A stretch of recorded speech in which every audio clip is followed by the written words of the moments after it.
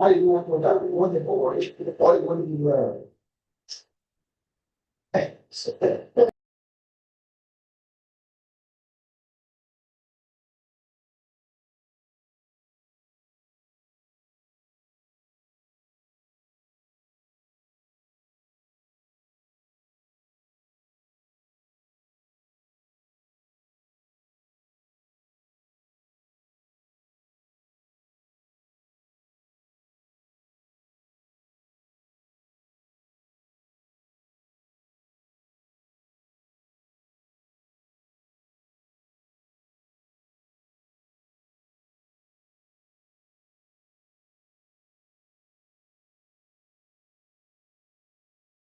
and the very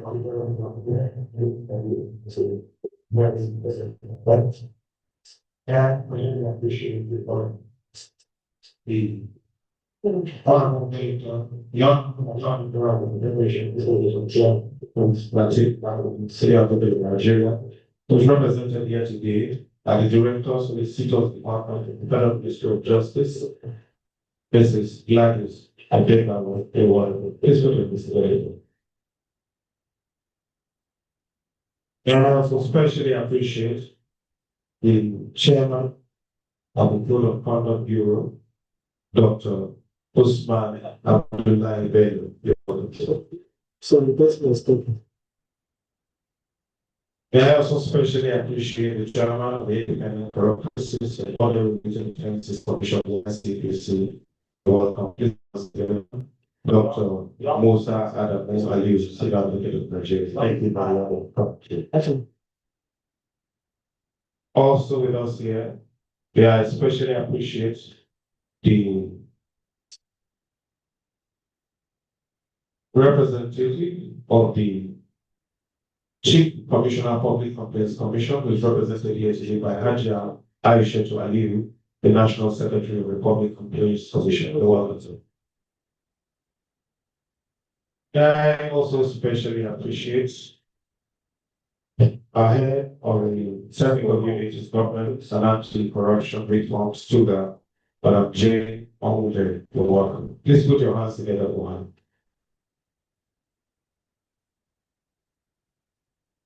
her. I also especially appreciate the Director of Agri and Water Resources, representing the Director General of the BPP. We especially appreciate the welcome engineer Bright Obidi. You're welcome, sir. The student is shaking.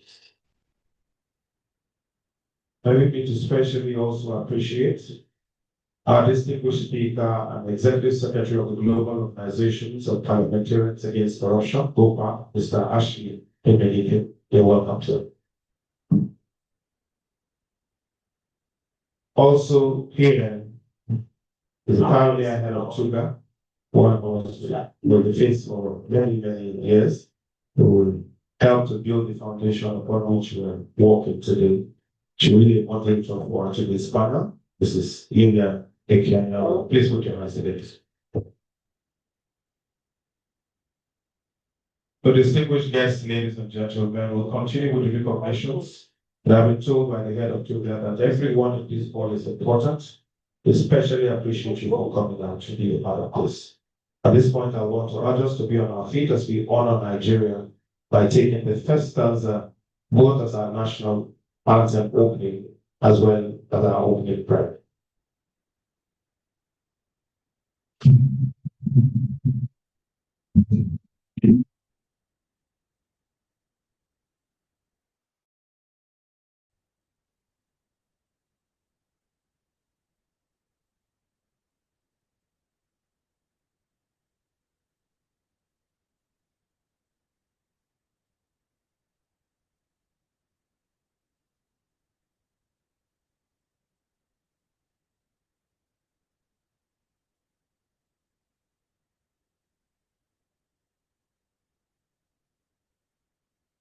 Much may distinguished. The Honorable Attorney General of the Federation and Minister of Justice, ably represented here, our heads of agencies and members of the inter-agency task team and their representatives, our head of Tuga Secretariat, Mrs. Jane Onwude, Our distinguished speaker and executive secretary of the Mr. Ashley Everything. Our moderator, our head of children, heads of civil society groups, our partners, our distinguished invited guests, gentlemen of the press, ladies and gentlemen, people. Today we gather not merely to commemorate Africa's International Day, the African Anti-Corruption Day, but to reflect the timeless truth that integrity is the foundation upon which every prosperous nation is built, while corruption is the termite that silently weakens its fields. So as we reflect on these themes, this year's theme of scaling up the promotion of integrity and anti-corruption actions across Africa. May this gathering ignite renewed courage to transform integrity from an ideal into a daily practice in our country and our collective resolve into lasting reforms. Together, let us ensure that transparency becomes our compass, accountability becomes our culture, and integrity the currency of this our future. Once again, I want to say welcome and thank you very much. However, I want to especially appreciate the Super Secretary for the good job of putting us together. Coming passively. To properly welcome us, distinguished guests, ladies and gentlemen, I have the honor of inviting a seasoned lawyer, an accomplished administrator, a respected advocate in the fight against corruption, to have devoted her expertise to ensuring that justice is not merely in its status, but reflected in actions. We are therefore invite the head of the 10JUL Secretariat. Let's welcome Mrs. Jane Holden as she does her welcome guests. Please put your hands together.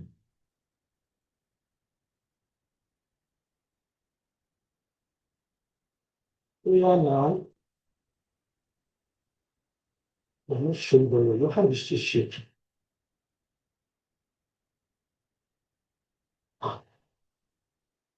Be steady when this person is on the case. The new case.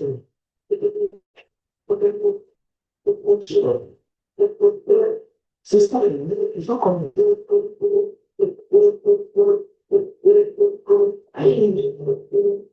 This man, Bello, chairman of the Code of Conduct Bureau. Dr. Musa Adamu Ayu, senior advocate of Nigeria, chairman, Independent Corrupt Practices and Other Related Offences Commission. Hajia Aishatu Aliyu, National Secretary, Public Complaints Commission. Mr. Ashley MNEK, Executive Director, GOPA. Ms. Lillian Ikanya, the Pioneer Head of Students.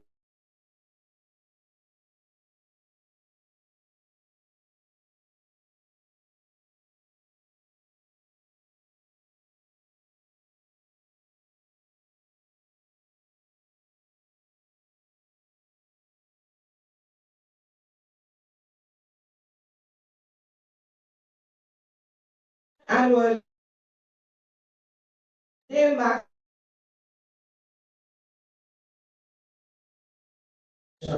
and reaffirms our collective commitment to strengthening integrity, combating corruption, and improving the lives of Nigerians and Africans across the continent. This year's theme, scaling up the promotion of integrity and anti-corruption actions across Africa, underscores the central role of integrity in the fight against corruption. It reminds us that this responsibility extends beyond governments and anti-corruption agencies and calls for the active participation of all stakeholders.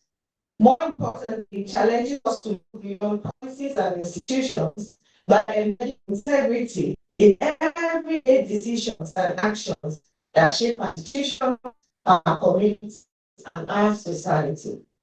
Scaling up integrity and anti-corruption efforts require moving beyond commitments to building transparent, accountable, and effective systems. It demands strong institutions, robust accountability, empowered citizens, and sustained multi-stakeholder.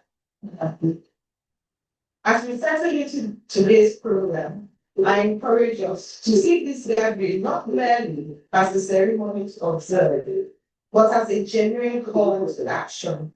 Let us ask the difficult questions, challenge long-held assumptions, share practical experiences of what has worked in our respective contexts, and candidly examine where improvements are still required. It is through such honest dialogue and collaboration that meaningful and lasting progress can be achieved. Let it be a strong working session in the truest sense, where ideas are transformed into commitments, commitments into concrete actions, and actions into enduring systems that promote transparency, strengthen accountability, and build a more prosperous, peaceful, and resilient Africa for present and future generations. I thank the European Union, Idea Rule of Law and Anti-Corruption Project, the United Nations Office on Drugs and Crime, the MacArthur Foundation, and the Center for Democracy and Development for their support to this event. I also commend the management and staff of the 22 agencies that make up the agency task team for their commitment and collaboration in making this program a success. A special thanks goes to the heads of agencies here present. Our collective efforts underscore the value of interagency cooperation in advancing the fight against corruption. Once again, I welcome you and I look forward to our productive, honest, and inspiring session today. Welcome.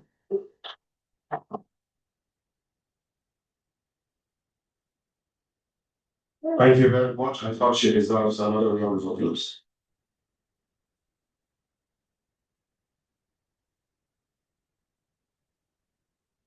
Please, ladies and gentlemen, we will get a little further. Go into the details. I want to thank our senior lawyer at the back. The one who invited me, the lecturer to his class, that I should help him teach our students English. English was hard. So I was not in the mood to teach that morning. I just told the students, I said, can you just assume that you are in the worst situation, war in this country, and just write for me a short story. I don't think everybody was writing except that one. So I asked them, I said, why are you not writing? I told you to assume that you're in the worst situation and write for me a short story. So just looked at me and said, sir, honestly, I died as soon as the war started. There's no story for me today. For distinguished guests, we have learned a lot about language and grammar. I'm telling because the NYSC troop is getting ready for this. But to also tell you that what we are doing is a collaboration effort and we can't come together for the not a beautiful war. I think we should clap for it. So a quote earlier today that says that one of the most successful synergies in Nigeria is the interagency task team working in anti-corruption. And we want to thank all those who are members. Please let's appreciate all of them. We want to especially appreciate the Bureau for Public Reform, Public Service Reforms. Please let's applaud them. We have also the Bureau of Public Procurement, the Central Bank of Nigeria, the Code of Conduct Bureau, Public Affairs Commission, Economic and Financial Crimes Commission. Let's go for the class. We also have the Federal Inland Revenue Service, the Federal Ministry of Finance, the Federal Ministry of Justice, the Fiscal Responsibility Commission, the Independent Corrupt Practices and Other Related Offences Commission, and the Ministry of Foreign Affairs. Can we clap for them? Also, we have the National Agency for the Prohibition of Trafficking in Persons, NAPTIP, the National Drug Law Enforcement Agency, the Nigerian Extractive Industries Transparency Initiative, and the Nigerian Financial Intelligence Unit. The others, National Human Rights Commission, Nigeria Police Force, Office of the Auditor General of the Federation, and Public Complaints Commission. We thank especially the Technical Unit of Governance and Anti-Corruption Reforms, doing a good job at warehousing all the strength we need to make this successful. Once again, I ask us to clap for them. To help us relax a little, we will invite the NYC drama troupe. They have a very interesting story to tell us, and it is best we're listening now while we can, so that when we go on to later on to talk about the very many things, it will be easier to apprehend and to comprehend. Please, once more, let's thank the NYC with a good round of applause.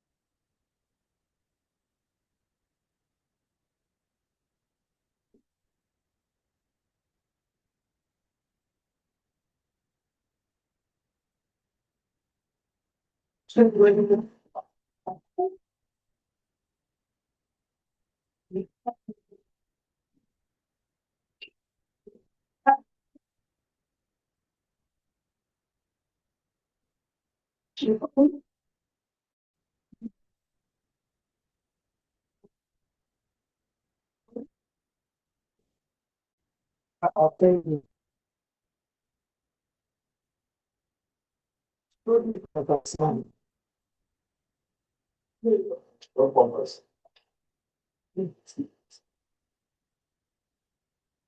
So, where's your name, man? It's wrong. In my this is.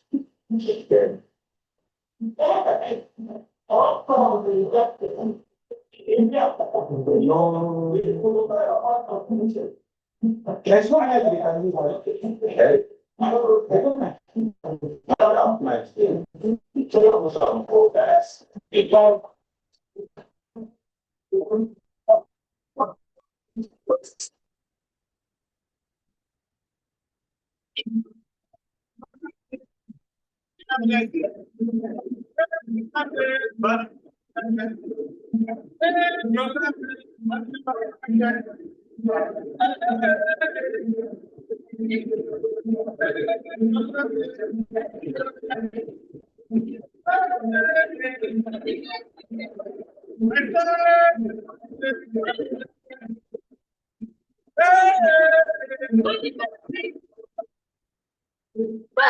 Officer of the law.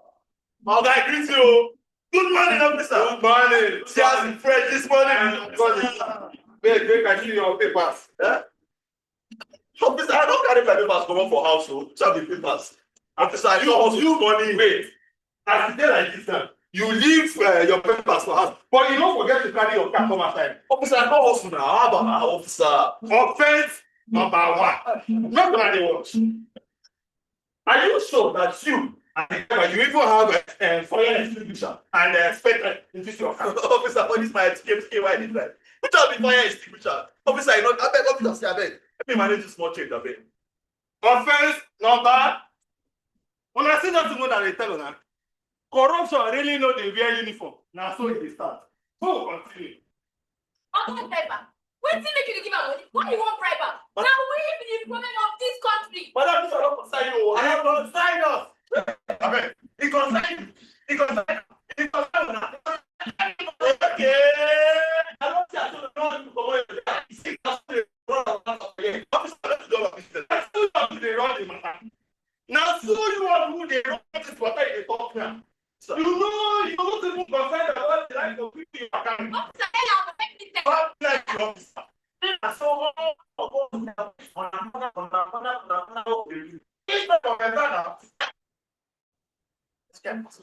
see, make I tell you something. You see what this one they give here, they give there, they write here. Now, corruption, my brother. All this money you put them together. It don't reach you to even to your driver's license. Buy fire. See, get enjoy. You don't think I like that. Oga driver, now we dey complain about bad governance and all that investment for this country. But this one wey dey call corruption, no be only one person na im contribute to am, everybody dey contribute to am. I don't hear you now. You dey shout for my ear. I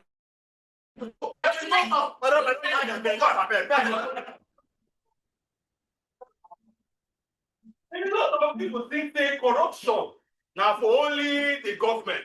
But corruption starts in the marketplace, in our families, in teachers, artisans, even school children.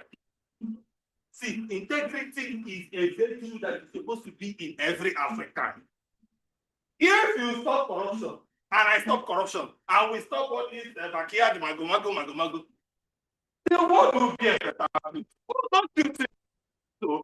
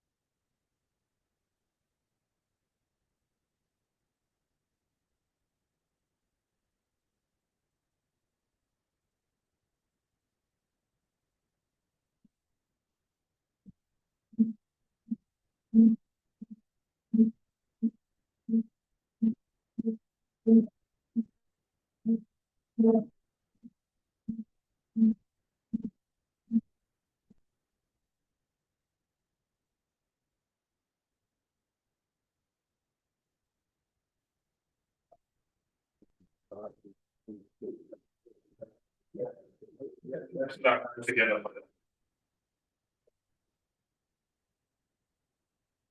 Thank you very much to the NYC for providing hope and very beautifully representing that. I was at a conference only recently where we're trying to solve a problem. We're trying to pick for Nigeria which English language to use. But I'm teaching on the American leadership. After 3 days at the conference, we came back without achieving something. It was difficult because, for instance, in Britain they will say extreme, in America they will say end, but here we'll say extreme end. In America,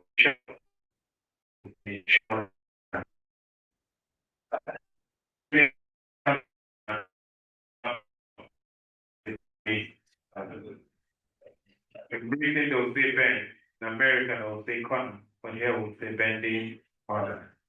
In Britain they'll say so, in America they'll say therefore, but here we'll say. In Britain they'll say still, in America we'll say yes, but here we'll say. In Britain they'll say should, in America they'll say in case, but here we'll say. In Britain they'll say reverse, in America they'll say turn back, but here we'll say reverse. In Britain, they'll say henceforth. In America, they'll say from now on. But here we'll say from now. Please put your hands together for each other. We want to especially appreciate all the directors from the various agencies who have been invited and those who are partners with us. Can we put our hands together for them? Thank you very much.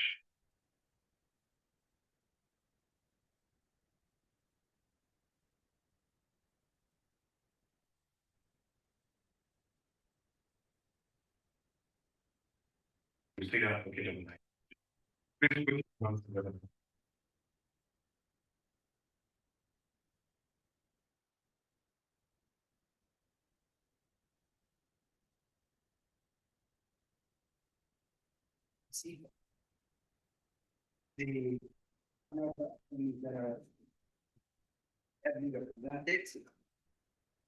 The chairman of the Court of Conduct Hearing, Bello, and his brother, the representative of the Public Complaints Commission, the National Secretary, and the Aisha Aliyu, the person who as she has always been hardworking, patient, and good coordinator of this important occasion. My sister, Madam Jane, thank you for what you do here. Mr. Ashley Eminike, and all other distinguished personalities here, good morning. It is my pleasure to extend my warm greetings and best wishes to all participants gathered here today for the commemoration of the African Union Anti-Corruption Day. Once again, we have come together as members of the interagency task team to affirm our collective commitment to promoting integrity and combating corruption across Africa. This year's theme, scaling up the promoting of integrity and anti-corruption action across Africa, reflects our shared aspiration to build a continent where integrity, transparency, accountability, and the rule of law serve as the pillars of sustainable development. As Africa continues its pursuit of growth, economic growth, democratic governance, and social transformation, strengthening integrity systems and intensifying anti-corruption efforts remain indispensable in achieving those objectives. The Independent Complex and Other Related Places Commission, ICPs, as a member of the IATT, has proudly participated in this annual event and over the past 9 years. The urgency of this theme is underscored by recent evidence. The 2025 study conducted by the Commonwealth Africa Anti-Corruption Center, Gaborone, where ICPC and Corruption Bureau actively participated, and 13 other Commonwealth African countries, which involved 2,422 respondents, found that 80% believe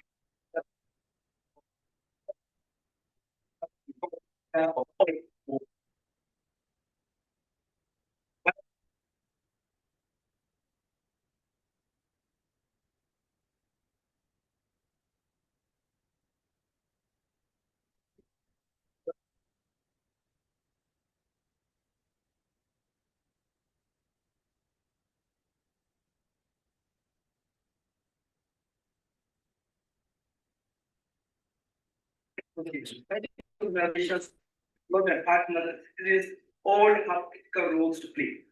By fostering ethical leadership, strengthening institutions, empowering young people, leveraging technology, and encouraging active participation, we can build resilient systems and prevent corruption and enhance public governance.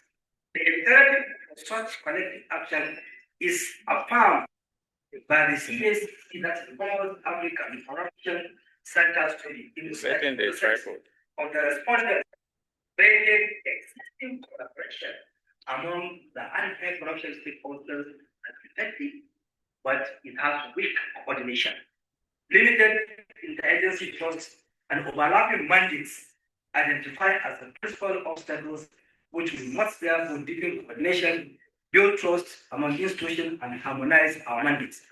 In furtherance of this objective, the Independent Progress and Other Places Commission (ICPC), which is mandated to combat corruption through 3 core functions of prevention, enforcement, and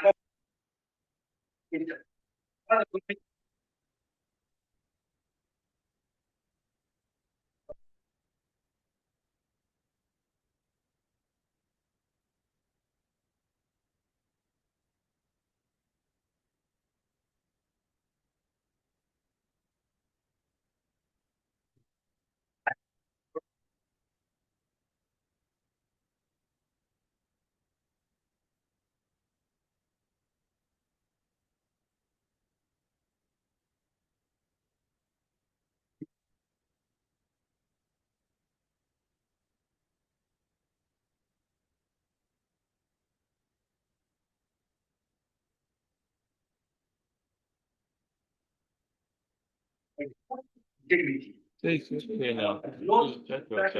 school, where I talk to pupils of primary and junior secondary school in catching them young, and also ICPD actively engages youth people through initiatives such as NYC, anti-corruption lectures, and integrity club programs in secondary school, and most recent collaboration with the Nigerian law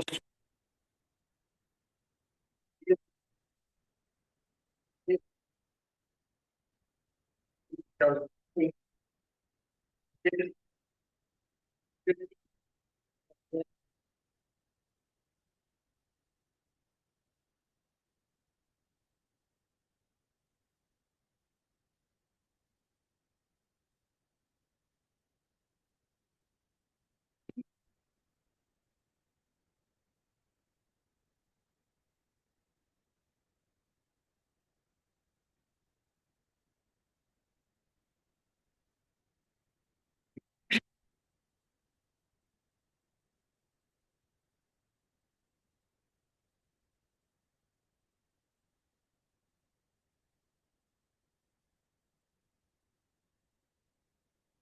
let me go from back.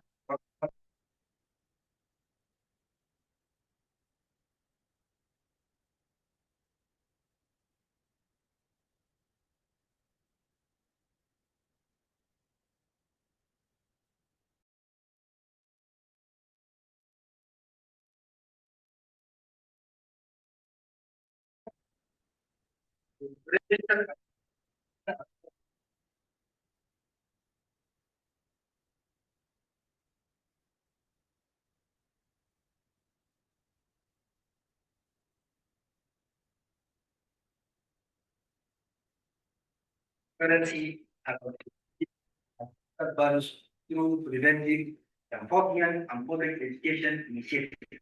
Together we can build a Nigeria and indeed Africa where integrity prevails and corruption has no place.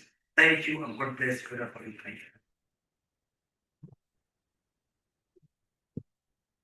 Thank you very much. Please, another round of applause.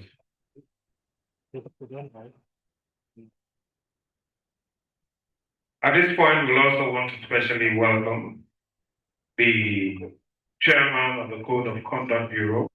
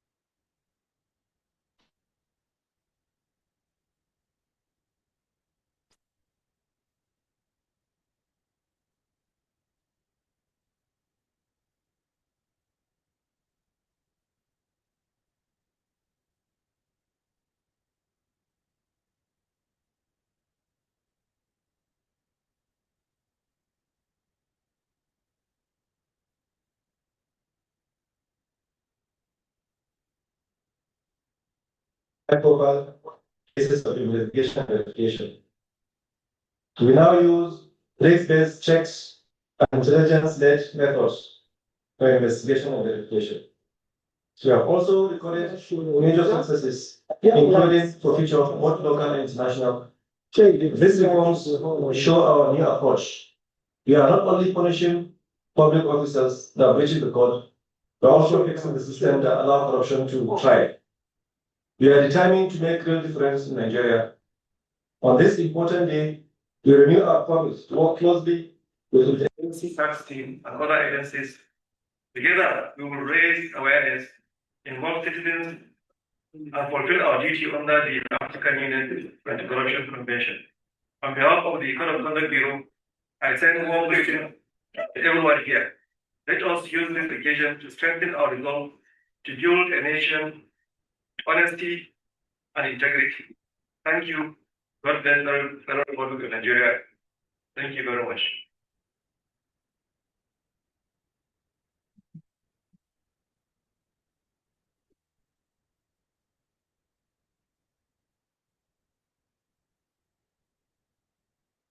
Please put your hands together for me.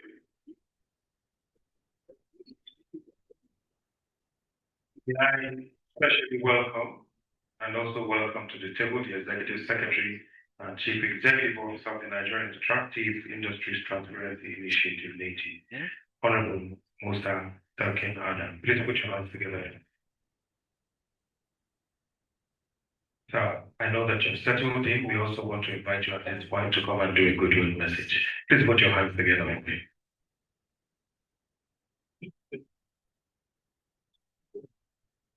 If you clap, it will look like it's not coming from outside.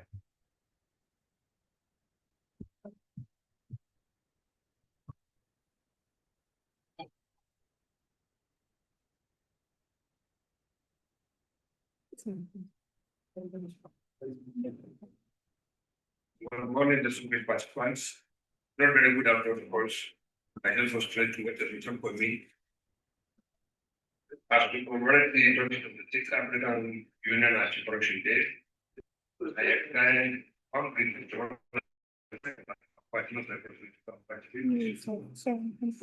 this year's theme, together up the promotion of integrity and anti-corruption actions across Africa.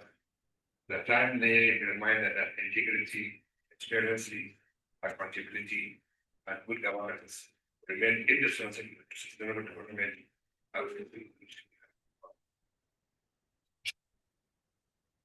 At the Nigerian Extractive Industry Transparency Initiative,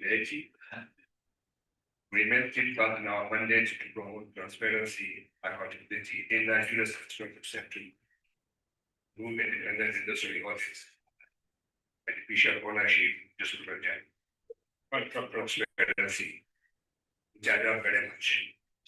Open data and evidence public. At the moment, Nigeria is undergoing foundation process for 20 July, and we are having a lot of challenges. But with the special grace of God and our effort of my staff, be able to overcome it. In the last 4 years, Nigeria has almost failed because we are asked to go and do corrective actions. And most of the Nigerian players are still messing up. Some of our collaboration partners are not cooperating very well. However, we are doing our best, and then we'll probably Nigeria will be validated by the end of September this year. This I enjoy why this was really activity that gave Nigeria and surrounding better. Total of Nigeria is development. This was only for 18 years for Nigeria. The implication of that, Nigeria is going to meet a lot of investment opportunities. Those of you who are in the industry, petrol, oil and gas and mining sector, very well for most companies in Nigeria do the validation, their activities and their investment will be allocated. So please let us promote Nigeria and let us make sure Nigeria succeed.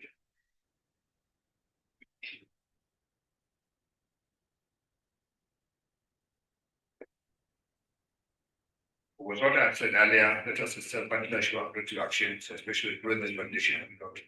They are very essential to deepening transparency, prevention, corruption, strengthening public confidence, and ensuring that the benefit to Nigeria's country contribute meaningfully to national development. On this important occasion, I want to post the their commitment, the values of integrity, accountability, and responsible stewardship of our natural resources, well leveraging ongoing reforms such as the EIT accreditation to grab national anti-corruption impact across the sector. Long live Nigeria, and we should all of us success. Thank you.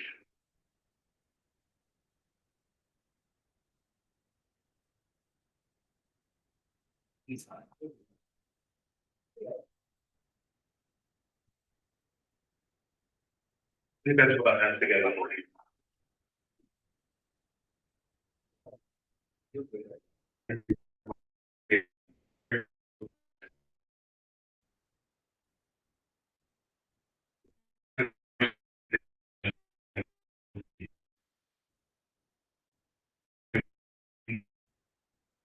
Representative of the Commission and the Public Complaints Commission is represented yesterday by the National Secretary of the Public Complaints Commission, Hajia Aisha Liu. Please put your hands together.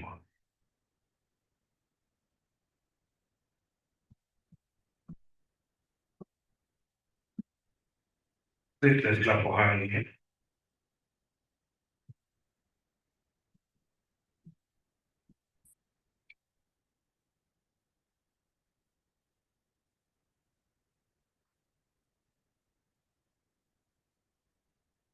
the Attorney General of the Federation, the Honorable Minister of Justice is represented, the Chairman of Code of Conduct Bureau, Chairman ICPC, the American Head of the Sugar Secretariat, distinguished ladies and gentlemen, permit me to start on the already established protocol. I have the distinct honor of standing before you here to represent the Honorable Chief Commissioner, Public Complaints Commission, Honorable Bashir Abubakar MFR, and Deputy Secretary General of African Ombudsman Mediation Association. He would have loved to be here because he holds the interagency task into heart, but unfortunately, due to official engagement, he could not be here. However, he sent in his goodwill message, and I present. Permit me, on behalf of the Public Complaints Commission, Nigerian Ombudsman Institution, to sincerely commend the interagency task team and its secretariat, the technical unit on governance and anti-corruption reforms, for once again convening this commemoration. This occasion has continued to serve as an invaluable continental platform for reflection, renewal, a commitment to the ideas of integrity, accountability, and good governance. We warmly endorse this year's theme, scaling up the promotion of integrity and anti-corruption actions across Africa.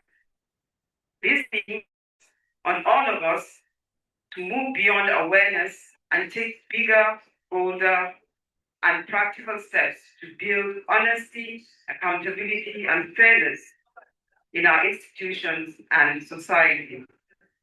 The theme aptly reminds us that strengthening the fight against corruption requires resilient institutions, ethical leadership, transparency, and above all, sustained collaboration among stakeholders. Equally important is the reality that corruption remains one of the greatest obstacles to sustainable development, economic and social justice, and rapid governance across our continent.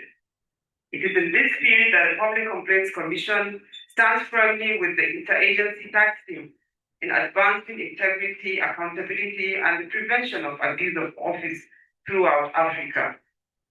As Nigeria's foremost institution for administrative justice and the machinery for the control of administrative excesses, established in 1975 by Decree Number 31, now codified as the Public Complaints Commission Act of 2004, and enforced by Section 315, subsection 5B of the Constitution of the Federal Republic of Nigeria, 1999, as amended.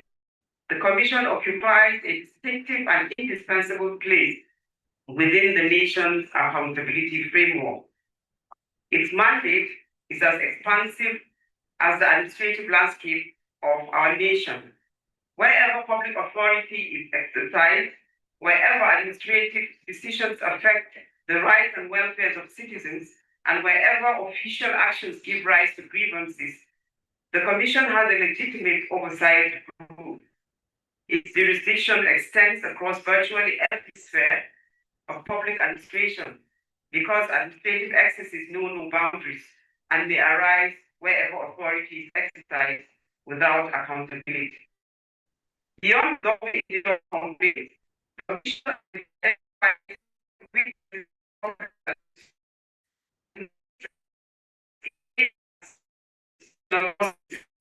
and similar infractions. Where in the course of its investigation, the Commission discovers that a crime had been committed, it reports its findings to the appropriate authority or recommends prosecution in accordance with Section 7, subsection 3 of the Public Complaints Commissions Act. Likewise, where the conduct of a public officer warrants disciplinary action, the Commission makes appropriate reports and recommendations to the competent authority pursuant to Section 7, subsection 4 of the Act. These interventions are fundamental to the fight against corruption as more often it takes roots in unchecked administrative abuse, disregard for due process, abuse of discretionary powers, and the gradual erosion of accountability.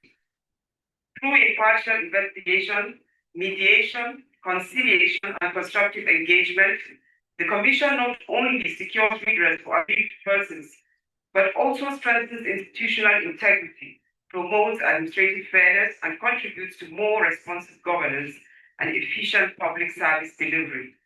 Distinguished ladies and gentlemen, the Public Complaints Commission firmly believes that integrity begins in the everyday conduct of public officials, in the responsiveness of institutions to ordinary citizens, and in the consistent practice of accountability in public administration.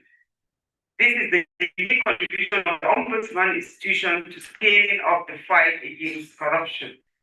As a committed member of anti-corruption task team, the Commission also recognizes, as this forum was created, affirm that no single institution can eradicate corruption alone.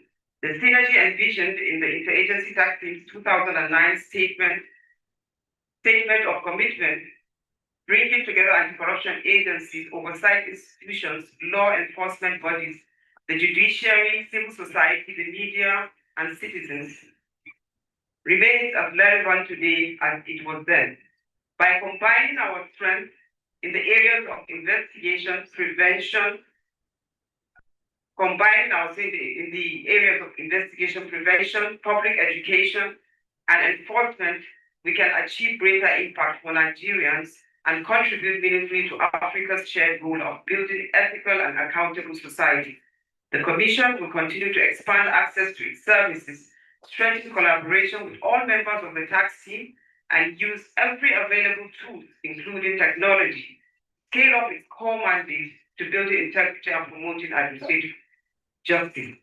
It is our sincere hope that the deliberations of this high-level seminar will generate practical and innovative strategies for reinvigorating the fight against corruption across Africa, and that every institution represented here will leave with renewed determination to strengthen ethical leadership, deepen public trust, and promote a culture of integrity throughout our society. Once again, I express our profound appreciation to the Interagency Task Team and the Technical Unit on Governance and Anti-Corruption Reforms for this invitation, and reaffirm the Public Complaints Commission's continued commitment to the collective pursuit of integrity, accountability, and good governance. Thank you. Bashir Al-Farqa, the Honorable Chief Commissioner of Public Complaints.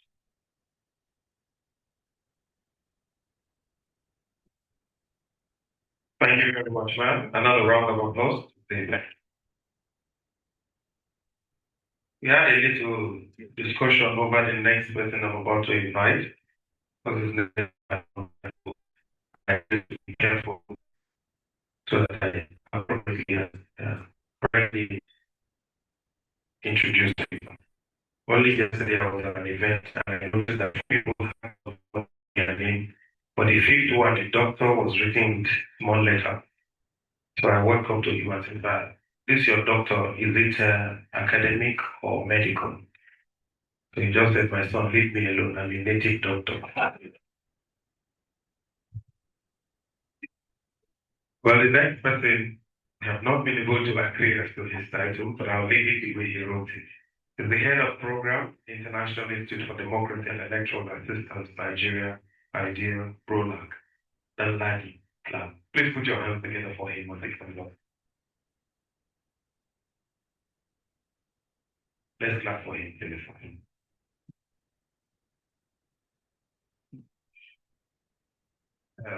Honorable Attorney General of the Federation, the chairpersons of the anti-corruption agencies, my sister Jane, who is Tuga, and all the members of the agency task team.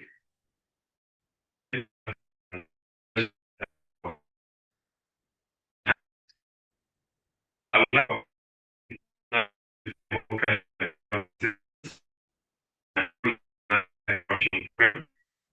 on this occasion of the 2026 African Anti-Corruption Day.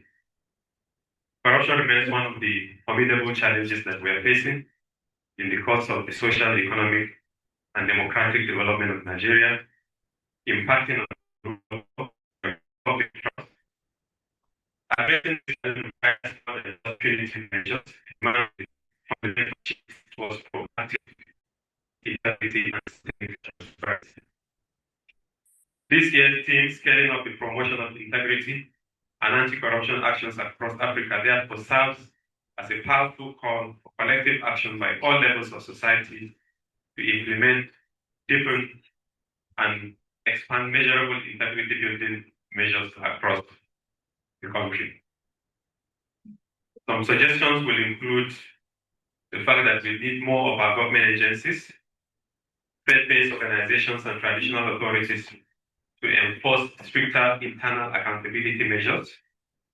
Civil society, the academia, the media, and private businesses to continue to advocate more and to practice transparent operations in their dealings with members of the public, and for our families and individual citizens to build and uphold cultures of honesty, recognizing that every citizen plays an active role in reporting and preventing corruption.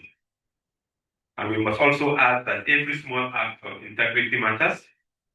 It is those small things that we do that will build and sustain the actions that we need to take towards rescuing our nation from the stranglehold of corruption and building a society where transparency matters. And we should be a bit more deliberate in identifying and recognizing individuals and institutions that demonstrate acts of courage in integrity. At the rollout and international idea, we would like to commend the tireless effort of all the anti-corruption agencies, civil society organizations, media, and civic leaders across the continent for their dedication to building transparent societies. The fight against corruption knows no borders, and our united front is our greatest asset. For those of us that are in the front line of the work, especially for the anti-corruption agencies, an example in integrity should start with us, as we used to say that we must walk the talk. Let us use today's event to renew our shared commitment to zero tolerance for corruption. By promoting accountability, we are not just securing a prosperous and equitable future for our generations, but we are ensuring that this nation is sustained for generations to come. I wish all of us a highly productive deliberations and a successful commemorative event. God bless Nigeria.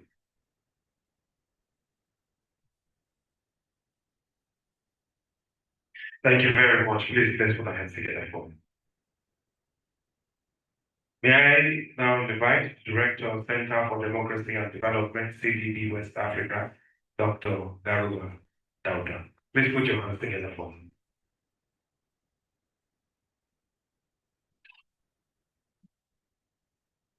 Let's appreciate him coming from far height, and we thank him for what he's doing with his team. Thank you very much. Another round of applause.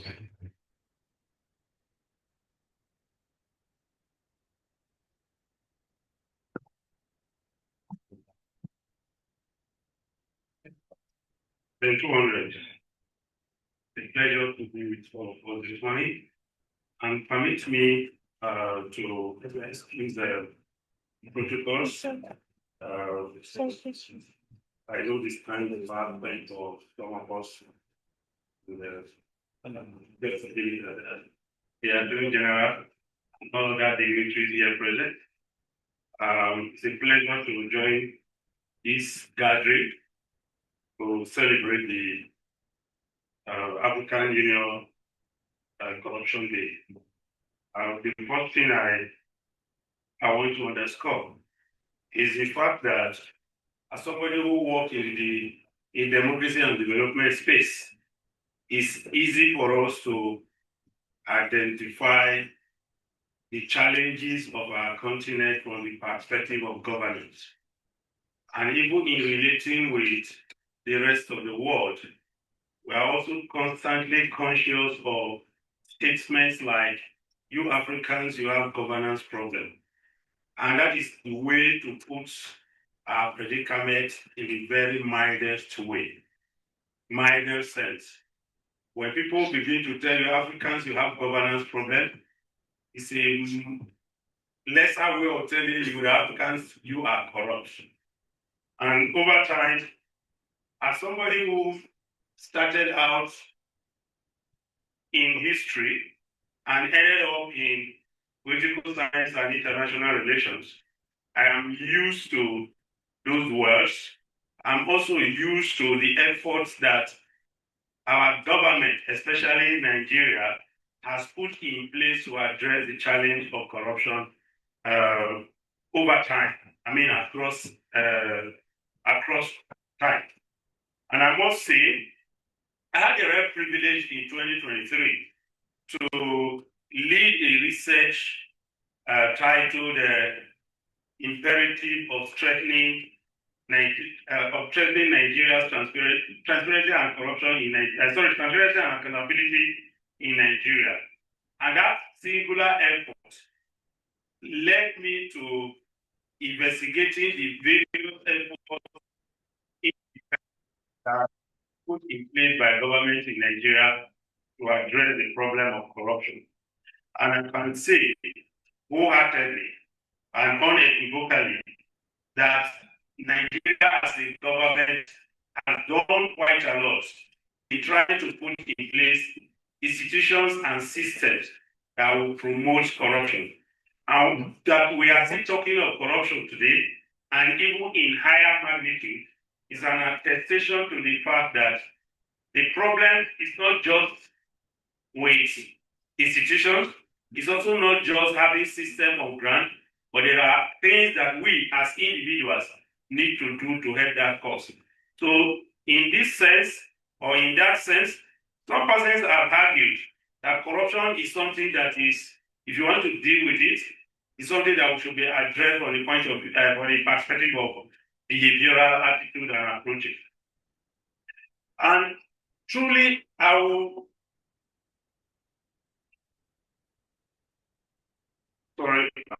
there's something I want to particularly point out. Truly, I'll talk about in terms of norms, in terms of practices, in terms of the law, in terms of, I think, talk it all across the board. The issues will virtually touch on every aspect.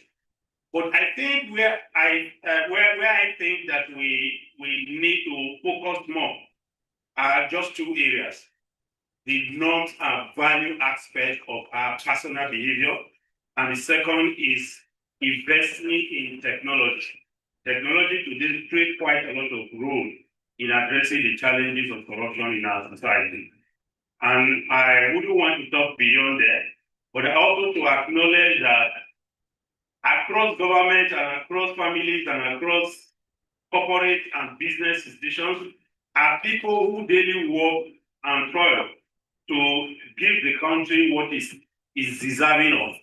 And in that context, I want us to look inwardly and begin to think of beyond the top institutions that we put in place over the years, what are the other things that are left out of us, bringing our behavior, the norms and values to bear in addressing the challenges of corruption in Nigeria. On behalf of the Center for Democracy and Development, that is largely committed to the issue of democracy and development, because we complain about development today because governance, including the bad practices that are often referred to as corruption, are undermining all the efforts that we've made to get our system transformed and get development delivered to the citizens of this country. So on behalf of my organization, I want to thank the agency tag team, the IITT, as well as in particular TUGA, for the big effort they are making in getting Nigeria up in the act of integrity across the country. So I acknowledge the invitation to this event, and I also hope that today's event, we are going to have a change of mind and also begin to see some critical changes with respect to some of the big names or the negative big names we find outside of this country. Thank you so much.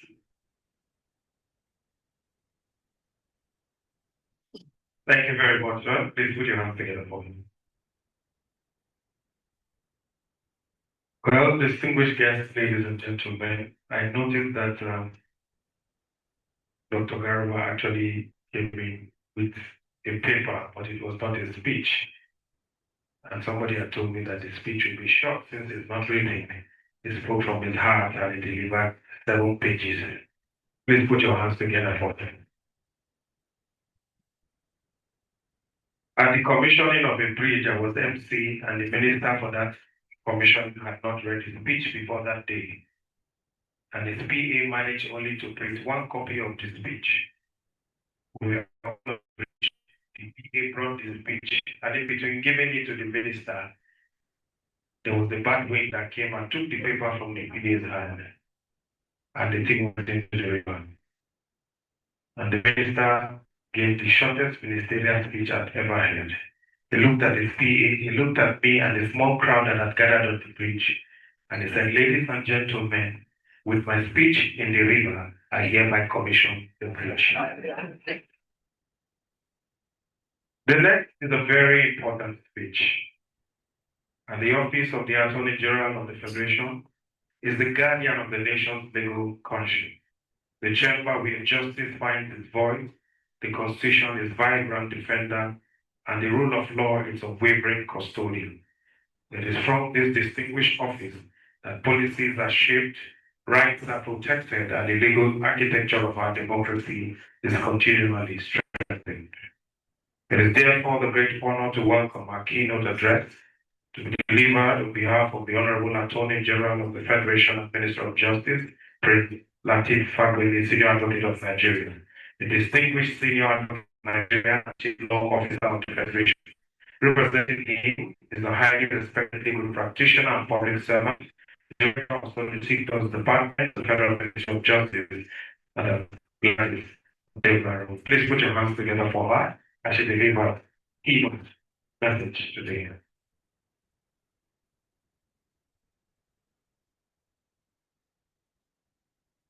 Heads of agencies here present, development partners, the head sugar, members of the interagency staff team, distinguished ladies and gentlemen, I would plead that I rely on the already established protocol. Good morning.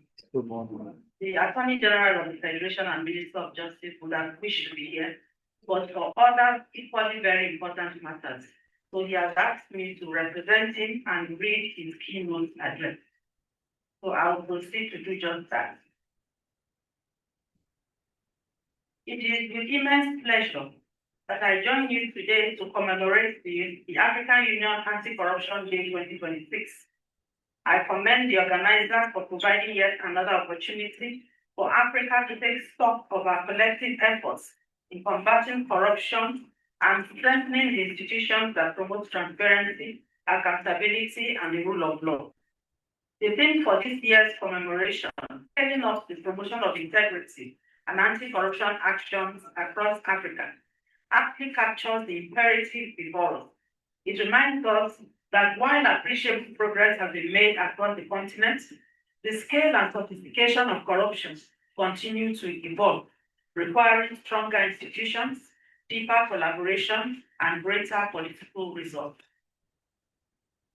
Corruption is not merely a legal or governance challenge. It is a development challenge.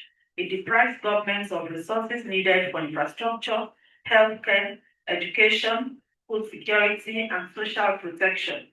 It weakens democratic institutions, fuels insecurity, undermines investor confidence, and erodes citizens' trust in government.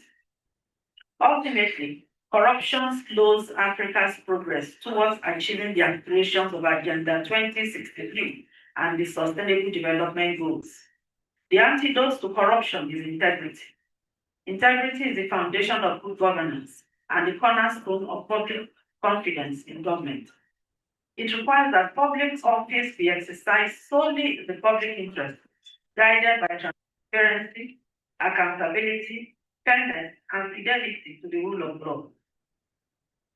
Nigeria remains unwavering in its commitment to these ideals.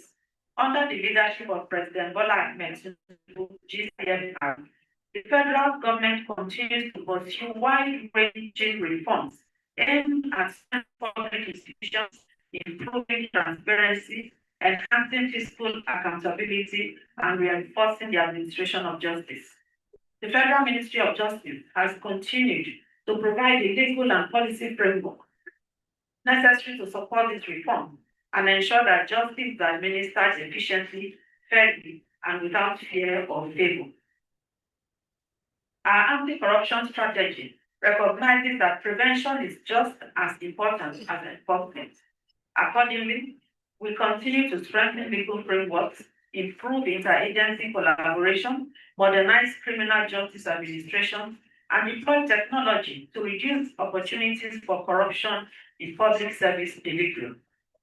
A major pillar of Nigeria's anti-corruption policy remains the recovery and responsible management of proceeds of crime. Working closely with our domestic institutions and international partners, Nigeria has continued to strengthen international cooperation in asset tracing, confiscation, recovery, and repatriation.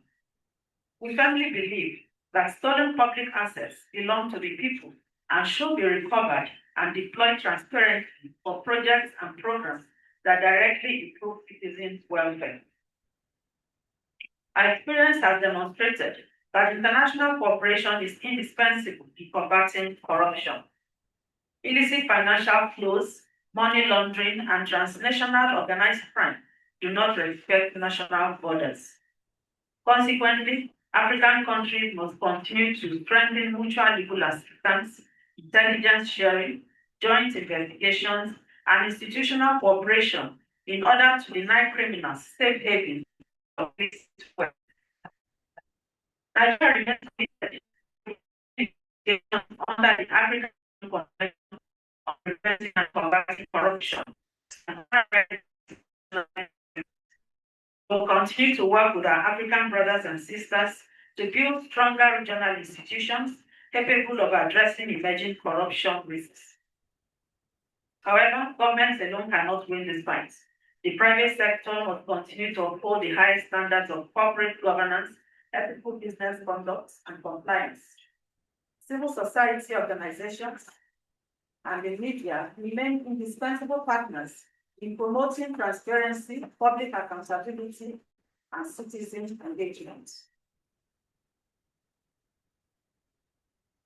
Equally important, and again. Right. Equally important is the role of educational institutions in nurturing the new generation of Africans for whom integrity is not merely a slogan, but a way of life. Young people must be empowered to become ambassadors of integrity. By investing in civic education, ethical leadership, and responsible citizenship, we can build societies where corruption becomes socially unacceptable and integrity becomes our shared cultural value. Ladies and gentlemen, the fight against corruption must never become politicized. It must remain firmly anchored on the rule of law, due process, respect for human rights, and independence of our institutions. Our objective is not merely to punish wrongdoing, but to build resilient institutions that prevent corruption before it occurs. As we reflect on today's theme, let us recognize that scaling up anti-corruption efforts means more than prison investigations or prosecutions. It means strengthening institutions, improving transparency, embracing innovation, protecting whistleblowers, promoting ethical leadership, encouraging citizen participation, and ensuring that public resources are managed solely for the common good. Africa possesses enormous human and natural resources. Our greatest challenge is not the absence of potential, but ensuring that these resources are managed with integrity, accountability, and justice. If we succeed,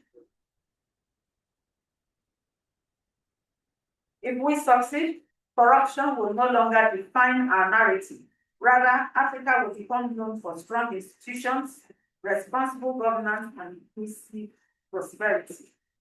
Nigeria stands ready to continue working with the African Union, member states, international partners, and all stakeholders in advancing a united continental response to corruption. Together, let us reaffirm our commitment to an Africa where integrity is rewarded, corruption is decisively confronted, and justice serves as the foundation for sustainable development and shared prosperity. Thank you for your kind attention.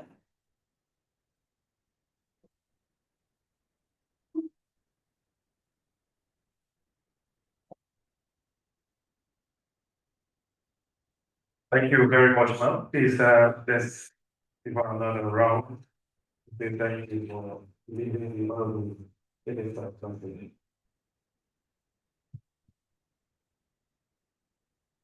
Without wasting much time, we will want to move into another discussion, the panel discussion, of course. To show what he has thrown to our doors, very important. We want to especially appreciate one who agreed to be with us as pioneer head of the technical unit of governance and anti-corruption, to lay the first bricks of our fortress of integrity, helping to ensure that to transform anti-corruption from isolated battles into a coordinated national movement, nurture collaboration, strengthen partnership, and planted the seeds that have grown into the vibrant interagency task team that we celebrate today. Ladies and gentlemen, let us therefore honor a trailblazer whose legacy reminds us that when integrity is placed and planted with purpose, generations live the harvest of accountability. Let's welcome Mrs. Liggett. Please put your hands together for her.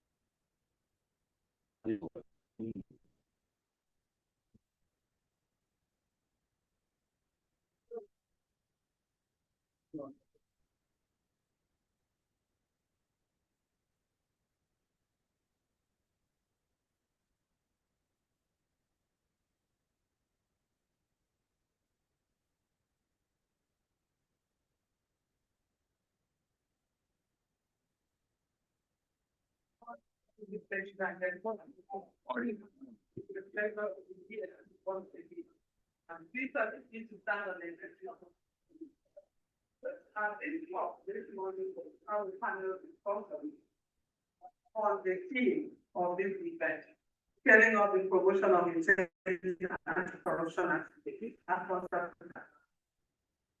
The panelists are going to be the distinguished agencies moving from the agency task team, as well as some of our development partners.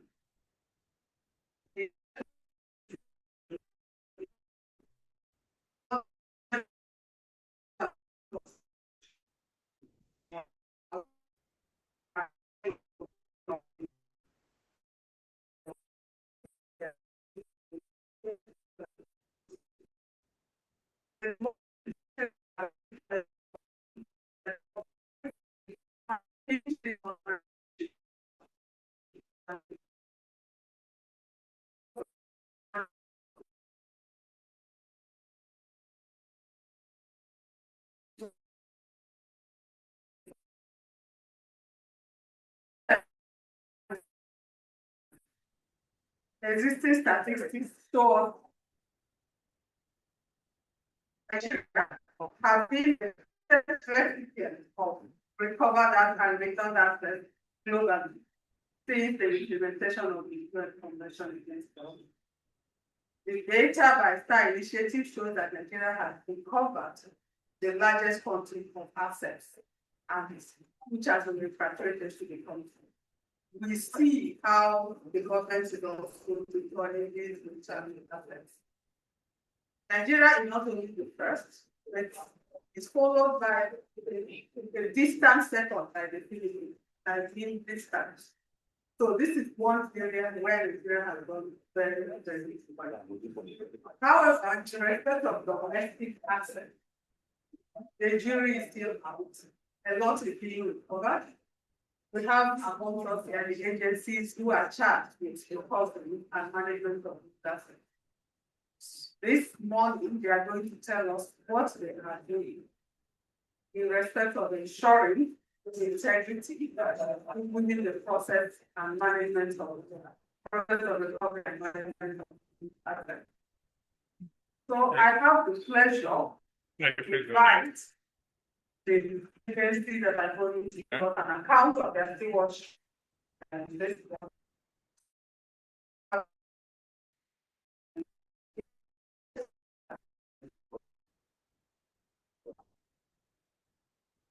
I don't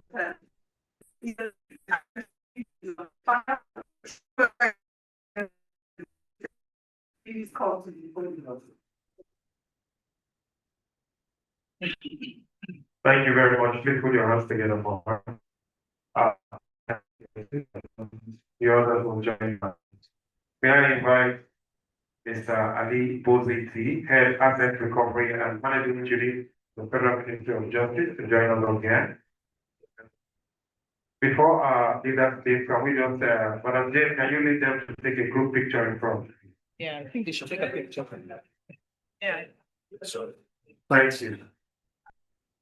We have also Mr. Joseph Banner, Assistant Director of Proceeds of Crime and Management Department, Independent Practices and Other Related Offenses Commission, ICPC. Please put your hands together for him.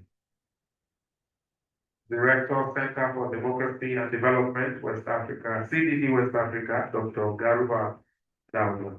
Please put your hands together for three. Dr. Emmanuel Shoton Bay, Chief Operating Officer, Law Enforcement Support and Coordination Section of the Nigerian Financial Intelligence Unit. We have Dr. Fawani Busayo Ayala, Director of PRD and SU Office of the Auditor General of the Federation. And we are also the Assistant Chief Executive 2 of the EFCC, Mrs. Wananje Watan.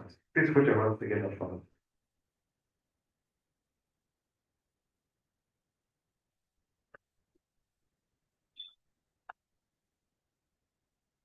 I believe every one of us is here.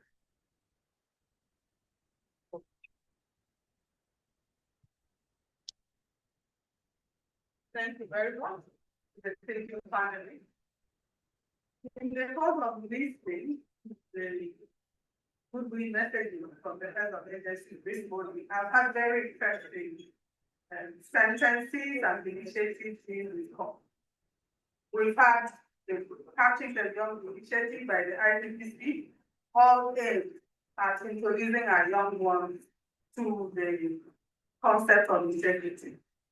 We've had behavioral and attitude approaches and emphasized on this. We also have heard about the institutional attitude and approaches to institutionalizing integrity. We've heard about the concept of norms and values, and then the need also to invest in technology and also adopting integrity as a way of life, not just as a so we're going to start first speaker for today.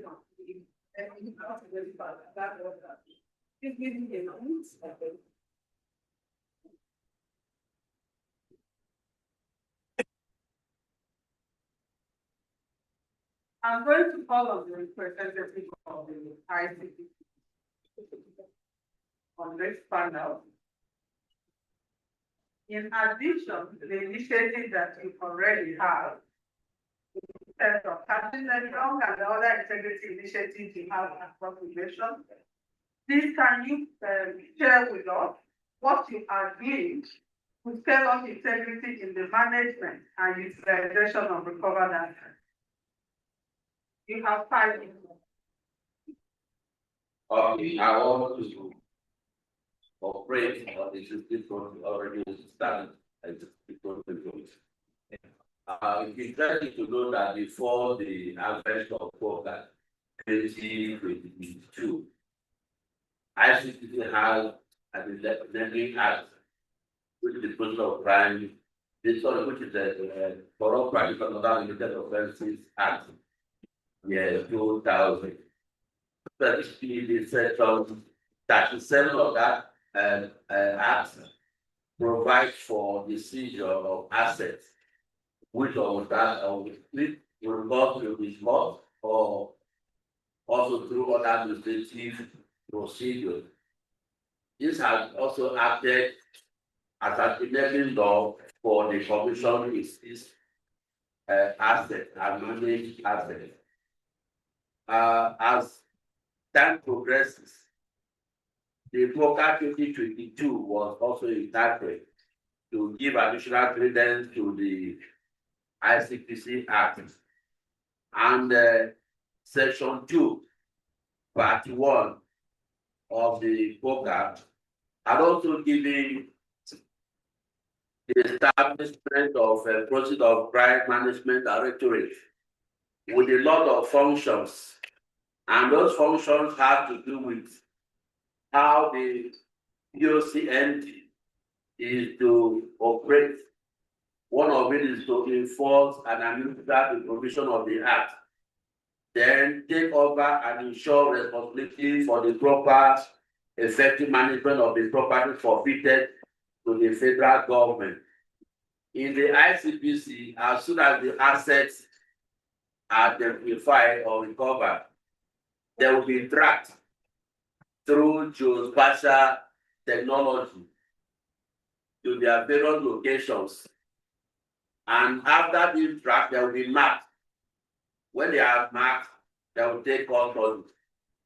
Then, in the course of the custody, there will be monitoring, there will be protection to ensure that these assets are not pilfered, they are not damaged, or they are not rerouted by various respondents. When they are being monitored in the process, there will be evaluation of this asset to actually know the value of the asset. The valuation is done through market price and liquidation price. And while the valuation is also done, this asset will be taken into the record, providing the location, the status, the suspects, and if they are also in court. And by doing that, we have seizures different from internal forfeiture assets, also different from final forfeiture assets. Their status progresses as time goes by. Some assets that were already in seizure tomorrow can become internal forfeitures, and thereafter can become final forfeiture. Then the non-conviction based assets are also taken into consideration, where we have respondents who just seize the asset, they yield the asset to the government by virtue of their conviction that yes, these assets were acquired by through process of crime. Even when they are yielded or ceded, the commission will still go to court to obtain final forfeiture from these assets. Now, because of some of these assets, to avoid dilapidation or damage, being managed.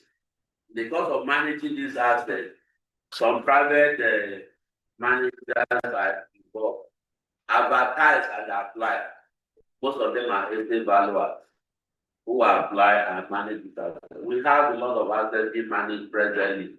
Some are shopping malls, some are residential accommodations, even land. Sometimes we also manage the land for the purpose of cultivating agriculture.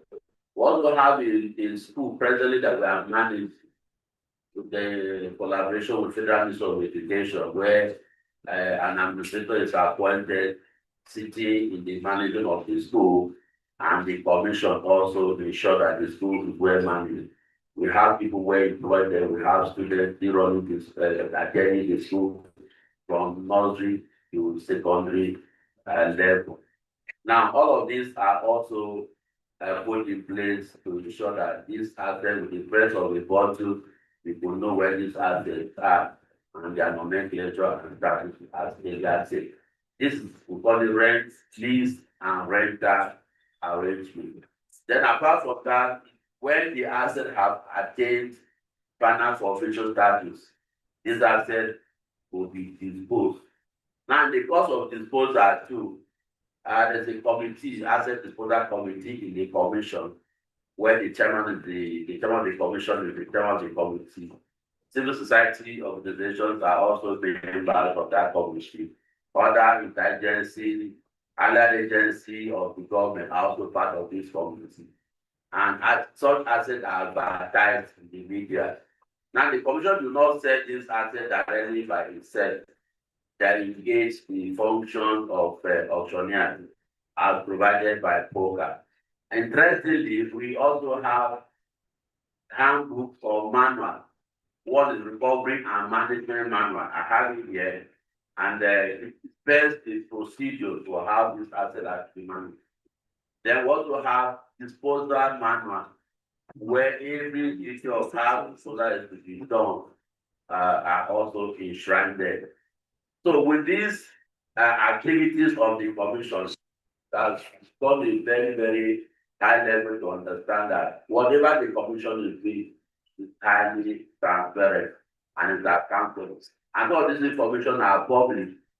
Apart from this tangible or immovable assets, we also have cash and cash equivalent or bank balances. These are reported every month to the management of the commission and quarterly, biannually, and annually published in the commission's website. Also share with NFIU and other government agencies, the National Assembly. Presently, we have just submitted the half-year report of the recovery, which can be verified.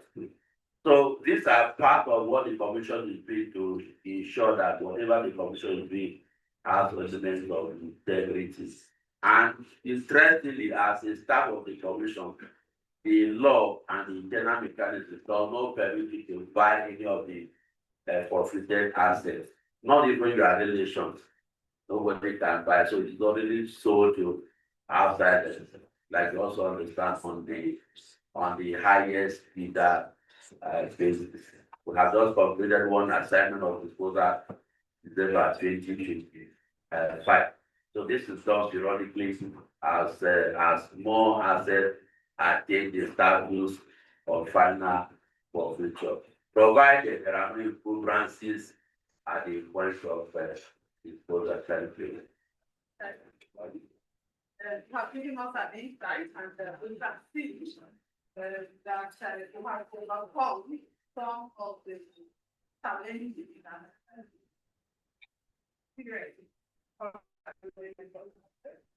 and mentioned how to actually allow businesses to operate, not just to steal them, and which usually results in wastage and depreciation of assets. We now go to the EFSC, who is also very active. In particular, apart from sharing with us what to do to ensure integrity in this aspect, we know that transparency is also a key part of integrity. Please also tell us what to do to make sure that Nigerians know what is going on in this process. Thank you very much. Thank you so much.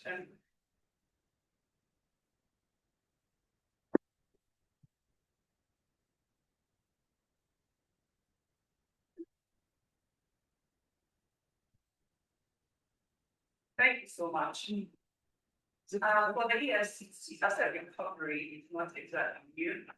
Even before the Commission has been very stable in the process of asset recovery and sorry.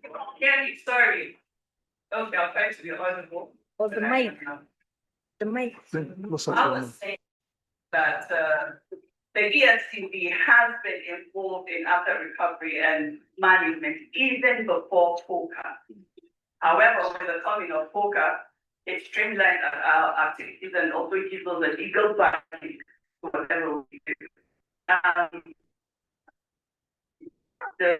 things the commission is doing at the moment, aside the issue, the feature, the disposal process to ensure that there is to shorten the turnaround time between feature and disposal of assets.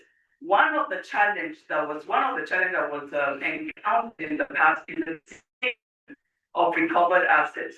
But with the coming of FOCA now, what we do for assets that are susceptible to deterioration is we sell even before the annual disposal, because we have in the SOP we have annual disposal of finally forfeited assets. But if an asset is susceptible to deterioration, we sell and then we put the proceeds in escrow, even if it is on the interim, pending the final determination of the case in court. And also, Madam was talking about integrity and transparency. The Commission has introduced the conflict of interest and gift policies to ensure that officers stand by integrity at all times, which is very, very important. And also, for disposal, in the past, we usually do the physical disposal, that's auction process, but now we're embracing e-auction, which will make it more transparent, and there will be less human failures and the challenges that come with physical auctions and all that. Talk about what we do generally in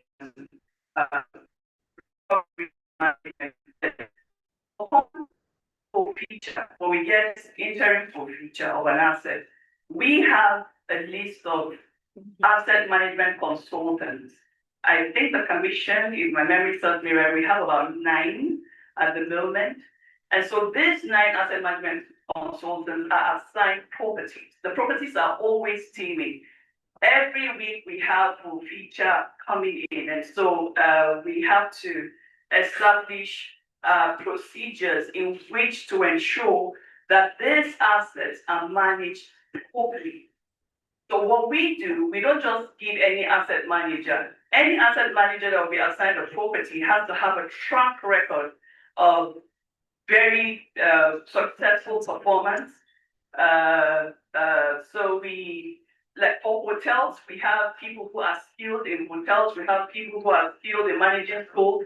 So these are things, these are the markers that we look at before we assign properties to these managers. And when we assign the properties, where they are expected to bring up a report, we call it rent remittance / report, quarterly. They bring it the first week after the quarter. If like January, February, March, they bring it first week of April. So what we do is we look at the performance, and we also look at what they bring in. We analyze, and when there are queries or under remittance, we bring that up and we interface with them and see how they can do better. However, if the non-performance continues, the asset management consultant may be relieved of his duties. And then also, I just want to mention that the recovery process of the Commission is felt even by vulnerable people. And I'll give this example because the federal government recently approved for some of the proceeds recovered by the Commission to fund the NEL fund and the consumer credit scheme. And also one of the properties we recovered in Kachia North University. It has now become a public institution, and I think about 5,000 students are now studying in that institution. So I'm very happy to share that. So that's what we do basically. For our disposal process, like I have mentioned earlier, it's an annual thing. However, if the asset is susceptible to deterioration, we sell and we put it in escrow pending the final determination of the case in court. If the case goes in favor of the suspect, everything, the money, the money, the interest accrued and the profit goes back to the suspect. But if it goes in favor of the federal government, the money is moved from the EFT recovery account to the designated account in the CBN. So that's what we do for Jennifer. Thank you very much. I thought on one or two issues that speak to international best practice. We talked about social with the program of consumer credit scheme and the school recovered and well as the funding of NESA. These are very laudable ventures for the use of the recovered assets. However, going forward, I also want to be on involvement of the society, especially the civil society in your work. Not now, there will be another round, because I mean, you are seeing these properties from people who are generally very powerful and if they push back at you, how you protect yourself. If the citizens will not know enough of what you are doing. So we'll get back to that. I'm now going to go to the NSI. I know that recovery and management of process of crime is a key aspect of the FSTF recommendation, which you're supposed to comply with. Please share with us what you are doing in this regard and how you relate to the agencies that are charged with the recovery and management of crime. Is that here? They are not okay. They are not here. So we move on now to another critical agency, which is the Federal Ministry of Justice. I wanted to come to you last because you are the general coordinator of this process. But let us hear from you. I know the database was set up not too long ago, where you take custody and have the records of all the assets recovered. Please share with us what you're doing in this regard and how you ensure citizens confidence in the process. Good morning once again. Well, like you rightly said, the Ministry of Justice, in collaboration with relevant organizations, have the duty and obligation to report on the recovered assets that have been recovered by the various agencies and managed by them on the central database. Agencies have been given access to the database and they are expected, based on the regulation that was issued by the Attorney General, to keep records and also populate on a monthly basis the records of assets that have been managed by them. And this is especially for the purposes of transparency and accountability, so that the general public will have the confidence in the fight against corruption and also embrace reporting or giving intelligence to most of these agencies still to fight and to further the fight against corruption. The agencies, some of them have been populating the database, and then while a number of them have not to date in populating the database, we have quite a number of them, few of them that have been populating the database. We've done some reminder letters to some of them also.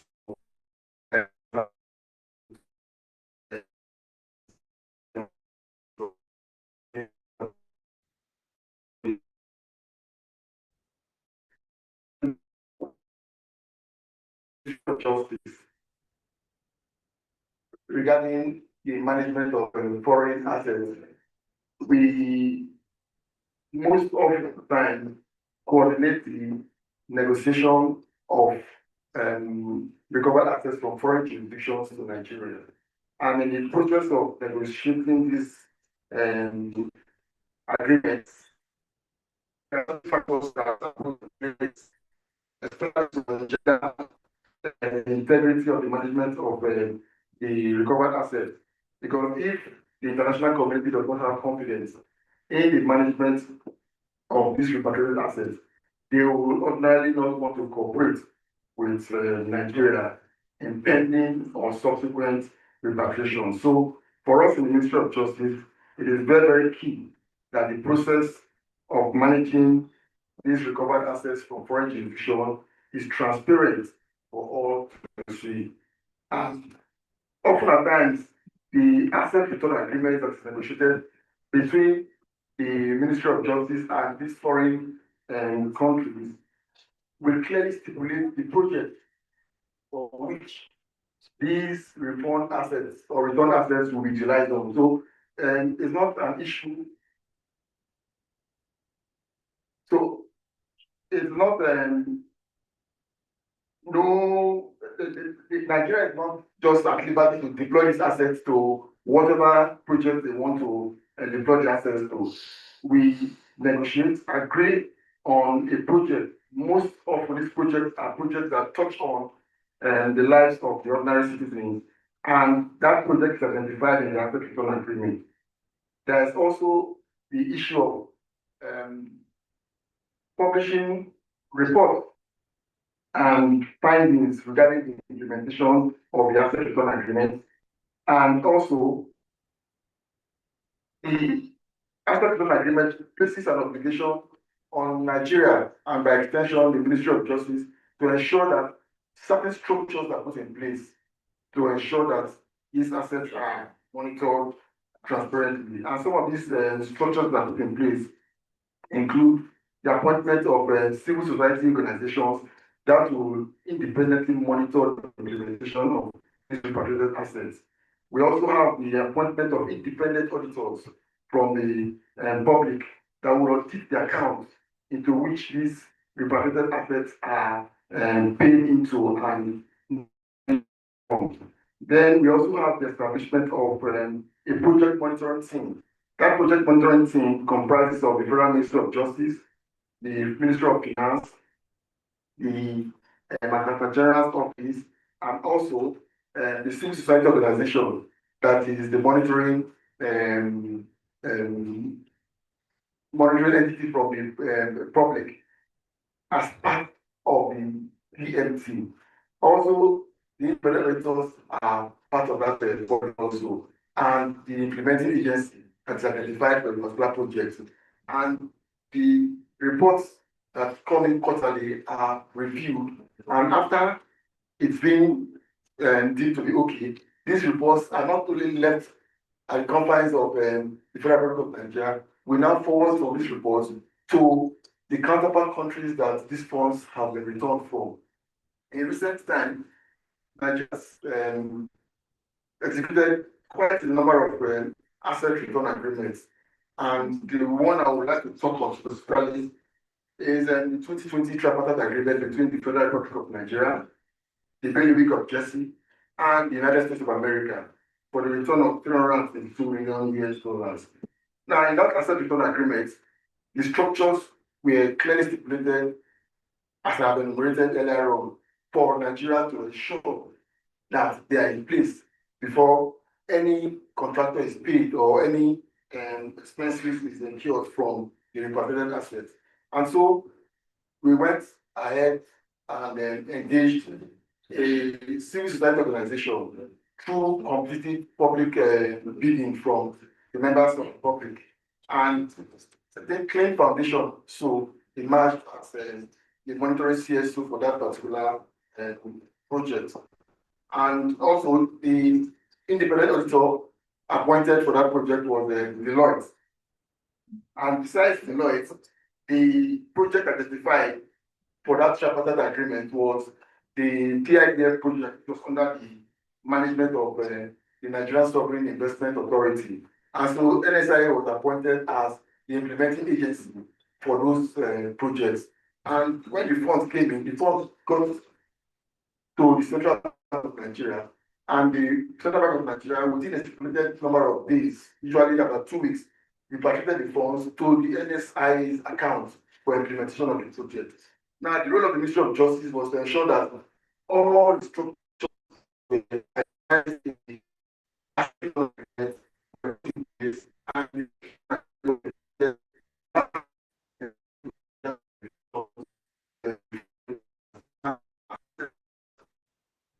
reports that were generated quarterly was sent to the United States of America, sent to the Bureau of Jersey, and the Attorney General keeping his own copy. So these reports, apart from it being sent, circulated to the various countries, were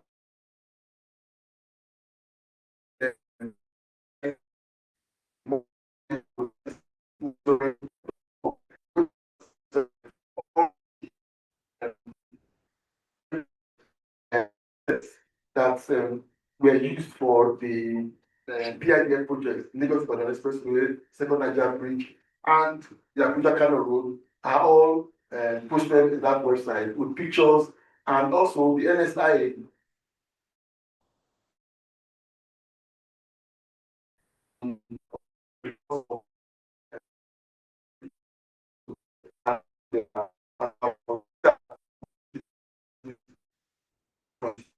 Agenda to the scaling up of integrity in the management of foreign assets that have come into the country, and at the same time also coordinating and ensuring that the relevant organizations locally submit their data to the database for purposes of transparency. Thank you very much. Thank you very much, Mr. For giving us very detailed information about what you do in the Federal Ministry of Justice. You talked about issues like asset return agreements and what it contains ordinarily, because most Nigerians will not know these details. For instance, I've had people talk about, oh, what determines the projects you'll be free to undertake? Why the second Niger Bridge? Why not another project in another part of the country? And then a lot of questions about transparency and accountability. And thank you so much for the detailed information we have put out today. And in particular, the need to maintain the confidence of the international community. Most of the time when you go to request your assets that are in their jurisdiction, the question they ask is, how are we sure that these assets will not be used? You have to give us guarantees. You have to put some checks and measures in place. And we can see here today that those checks and measures are in place, including also carrying the civil society along in the process. We now have with us the representative of the NFI, and we're going to tell us today. The question for you is that recovery and management of assets, the process of crime generally, is an issue that the FSTF usually will require you to be familiar with and report on in the context of your implementation of the recommendation. Please share with us what you do to ensure that Nigeria is compliant with these requirements. And now that we're off the gray list, that we don't run the risk of going back there. Thank you. Thank you very much. I also want to apologize for this over the days. I had an appointment, dentist emergency appointment. No part of change to the date. We go to the issue straight and forward. The NFIU is an institution that receives, analyze, and disseminate financial intelligence to competent authorities such as law enforcement, regulators, and including Ministry of Justice. What we do at the NFI is to ensure that we protect financial integrity of the country in order to shield criminal off our financial institutions. In the past, criminal offenders have been able to use their organized criminal process to buy a bank. So when that happens, what that means is that there is no financial integrity in the country. So the NFIU is the core agency in the country that ensures that all this is being strengthened. So NFIU strengthen financial integrity within the financial institutions and also designated on financial business and profession. And how do we do this? Most of the celebrated cases of corruption that are being prosecuted, asset confiscation, asset, and all that, there were cases that NFIU have contributed intelligence to competent authorities like EFCC, ICPC, and the police and the rest of them, including the NDLEA. What we do is to give them intelligence proactively before they even ask for this intelligence. NFIU have the ability to see illicit funds that is, going on within the system. So we share this intelligence with them to prevent corruption, both at the private level and also at the public level. So public sector corruption, the grand corruption that people normally we are aware with. At the Nigerian Financial Intelligence Unit, we monitor transactions that are linked to government accounts to ensure accountability, to ensure that integrity of officers in charge of accountability in those agencies that are being dealt with. So when we monitor transactions, when we see a trend of direct theft or diversion of funds, what we do at the NFI is to put intelligence report together and send to competent authorities like EFCC or ICPC for them to quickly ensure that the diversion of funds is being prevented. We were in a meeting yesterday with some of our competent authorities, and they were telling us that billions of naira worth of assets has been recovered as a result of intelligence reports shared by the NFI. This is the kind of feedback that we get from time to time regarding how NFI will be very instrumental to enhance integrity of projects, to enhance integrity of private sector, integrity of public sector. Also, at the NFIU, we work with other regulators and we share typology studies that we see the patterns in which vulnerabilities are being presumed relating to terrorist financing and money laundering. So this typology study, when shared with the NF, when shared with competent authority, they see the patterns of how offenders from public and private sectors are using diverting funds that are meant for public projects, projects that are supposed to enhance good living, the common good for the Nigerians.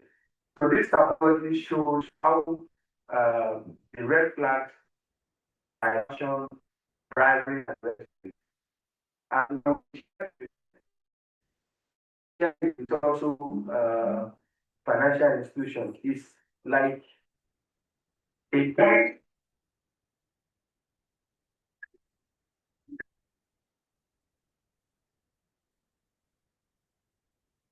It's like important to them to see.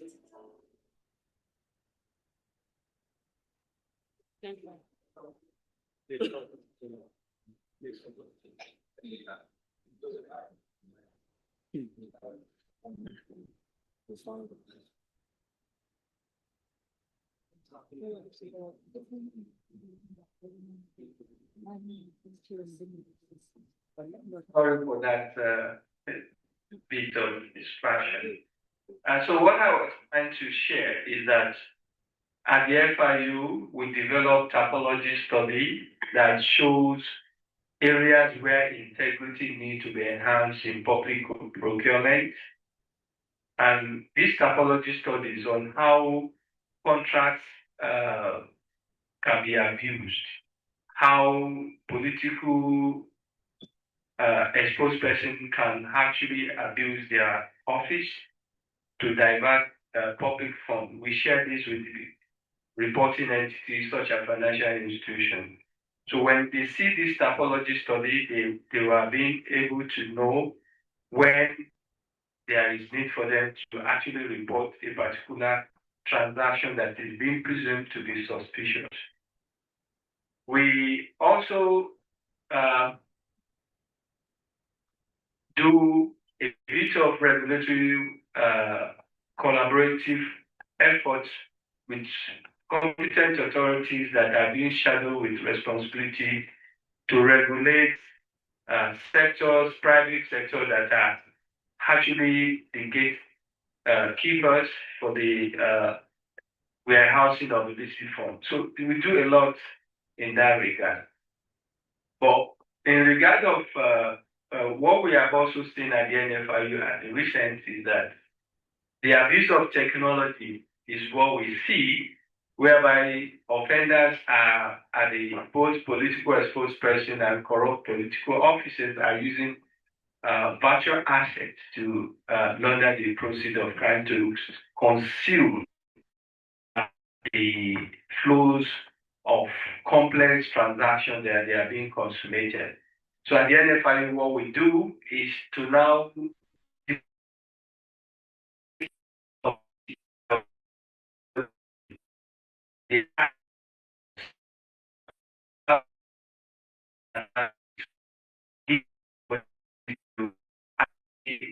uncover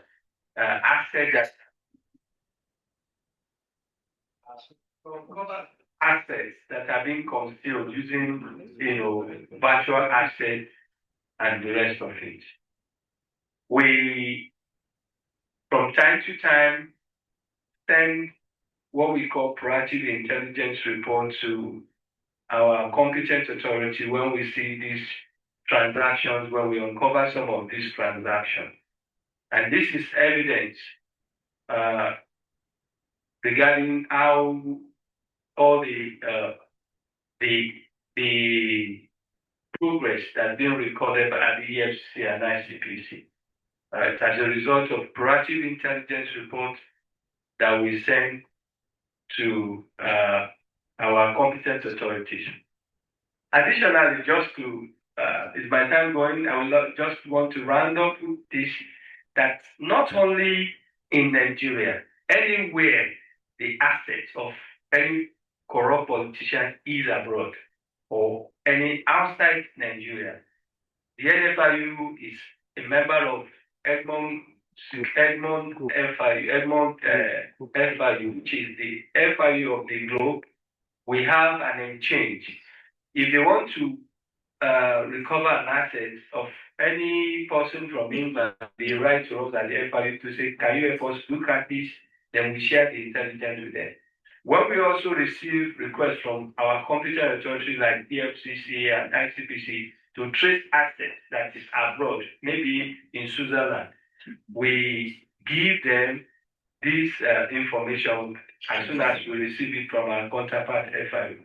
These are few of what we do at the NFIU. We cannot really finish the conversation here today, but we are open to look for further details and analysis of what we do and to give you details of how well we have been enhancing integrity of financial institutions and also the public sector in Nigeria. Thank you very much.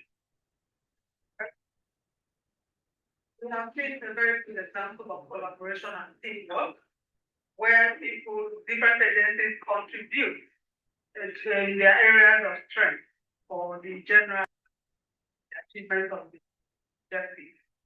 Very quickly, we go now to the Office of the Auditor General, who is represented here.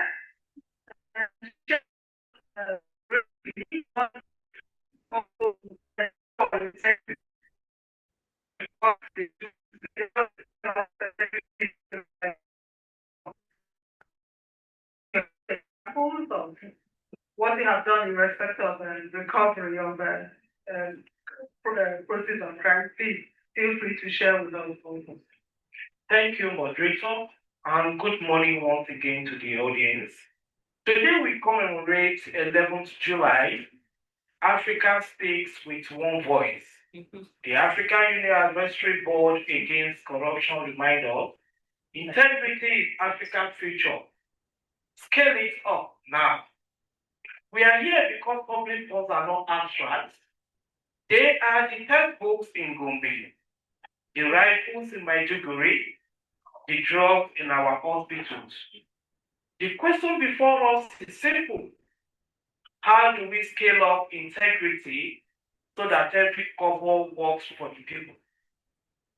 The mandate, why OAUGA, that's Office of the Auditor General, why does this matter? The Constitution of the Federal Republic of Nigeria, Section 85, 1999 amendment, places a central duty on the Office of the Auditor General for the Federation. OAUGF audits all federal accounts and reports to the National Assembly. To Nigerian and international guests, this is Nigeria's supreme audit institution. Yeah. It is the first line of detection in our anti-corruption architecture. Scaling up integrity means three things. One, prevent leakages through strong controls. Two, detect irregularity through independent audits. Three, ensure consequences through legislative action and law enforcement follow through. OAUGF deliver the first two, but needs you, National Assembly, EFCC, NFIU, ICPC, and civil society to deliver the third. Without consequences, detection is merely documentation. And documentation alone does not build a nation. The journey so far, what OAGF has found. Let me share the journey so far because facts are the foundation of integrity. First, we are exposing systemic fraud, not merely clerical errors.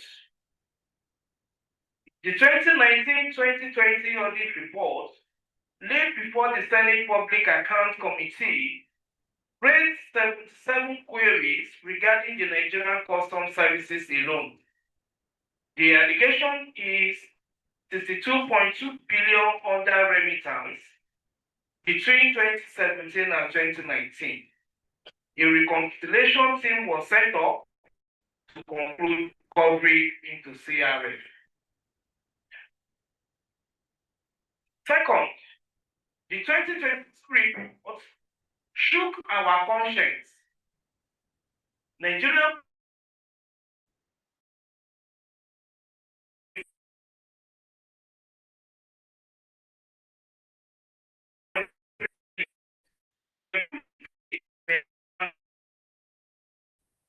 $24 million for contracts never executed, and 3,907 assault rifles and AK-47 missing from police formations. Next, Central Bank of Nigeria, we flagged 3 trillion naira by the office. Several has since issued a 7-day ultimatum for accountability. Third, Ministry of Labour was found with 3.1 billion naira in irregularities. These are not just audit queries, distinguished Nigeria and international invitees. They are classroom not built. They are lives not being protected. Third, we are reforming from within. The Auditor General recently inaugurated the Anti-Corruption and Transparency Unit, Act 2, to strengthen the transparency drive. In his word, that's talking about the Auditor General.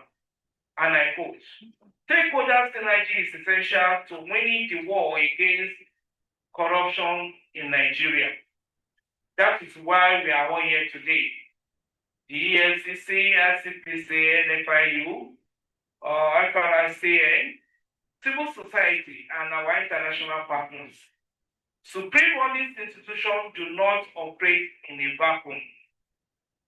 Fourth, we have an existing robust website that embraces ECN, that is Enterprise Content Management. The next, Has integrity been enhanced? So has integrity in public fund management been enhanced? The answer is yes, but not yet enough. Yes, in detection and visibility. Audit findings now dominate national headlines. The PAC hearings are televised. Civil society uses our reports to demand action. The conviction of former acting accountant general Chiku Nyeri Nwabuoku to 72 years imprisonment for laundering 868.46 million stems from the audit trail, but only partially in deterrent and recovery. And this is where I must be candid with our reporting line, the National Assembly. In 2026, Auditor General Chira Kaito Shaka told the National Assembly, and I quote, constitutional and administrative gap, including the absence of timeline for the Accountant General to submit the financial statement, have delayed audit for 2022 to 2025. The Fiscal Responsibility Act requires audited financial statement by October, yet we have backlog. Ladies and gentlemen, when an audit is delayed, accountability is denied. When PAC resolution on 2.69 billion police fraud or 52.2 billion custom query failed to result in recovery, deterrence dies. So Nigerian and international guests, this is Africa's challenge too. Detection without enforcement is like diagnosing a disease but refusing to treat it. The African Union Convention on Preventing and Combating Corruption says what should be scaled up. It's not just a legal text. As African Union of Advisory Board Against Corruption reminds us, it is a call to build ethical societies. So what must a scaling up look like from here? I offer 4 imperatives.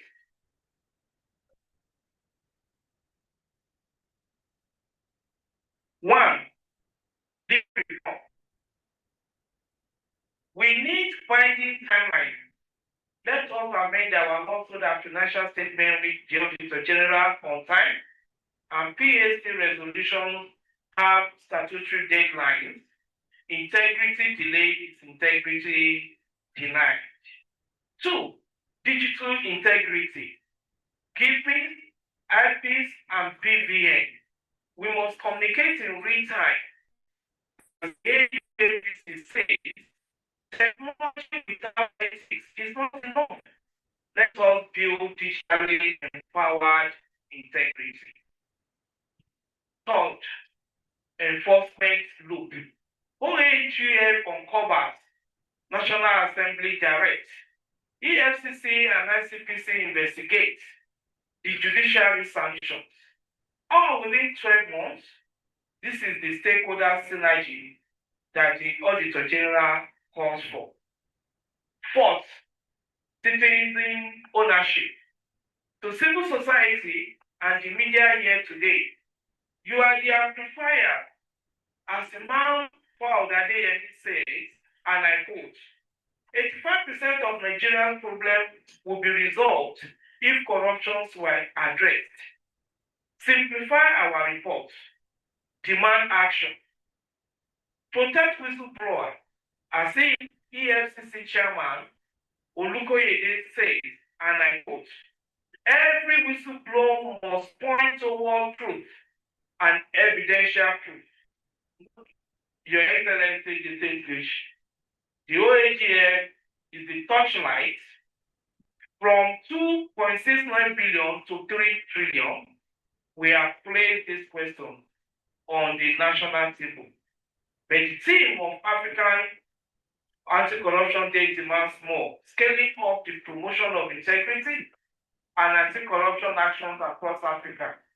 Means moving from from exposure to execution, from audit query to asset recovered, from missing rifle paper community. To our African brothers and sisters, Nigeria is committed to peer learning. To our international partners, like AFROSAI, we work with you as closely as the findings to consequences gap is closed. And to every Nigerian here, integrity is not the Auditor General alone. It is the responsibility of the family that instills honesty, the teacher who refuses to engage in exam malpractice, and the legislature who sits on oversight. Let us live here today with one resolve, that by the next African Anti-Corruption Day, we will not just report corruption, we will have reduced it. Thank you. God bless you.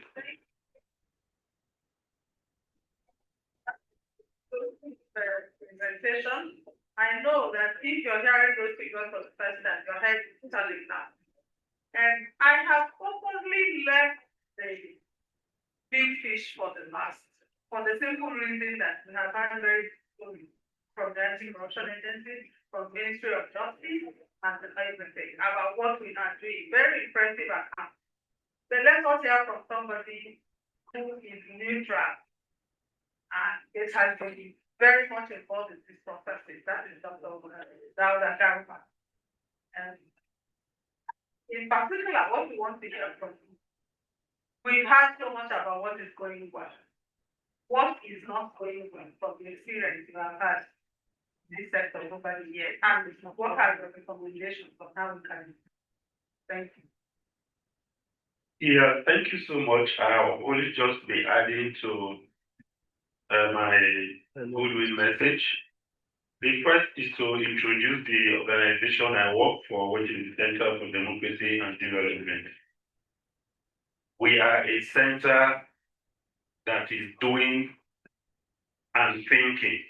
So we are a do and give tank that is committed to doing rigorous research that provides the direction policy in the area of governance, in the area of peace and security, and in the area of people-centered development. And we strongly believe that there is a correlation between democracy and development. If any country is practicing democracy and it is not yielding development, there is something wrong somewhere. And that's our concern as a West African organization that was founded by pro-democracy fellows of West African origin who were run out of this sub-region in the heydays of the military rule. And by the time civil rule was coming after the end of the Cold War, they thought of something they could give to their region that will enable the deepening of democracy in West Africa. And that's how we have become an organization that is International Governing Council, is people by people from across the sub-region. Let me talk briefly about, I know that I said something briefly about corruption. Whatever CDD does in the area of corruption, as rightly stated, is a failure of governance that breeds corruption. We expect that we should be guided by norms and values. We expect that we should run systems that, if you talk about good public financial management systems, including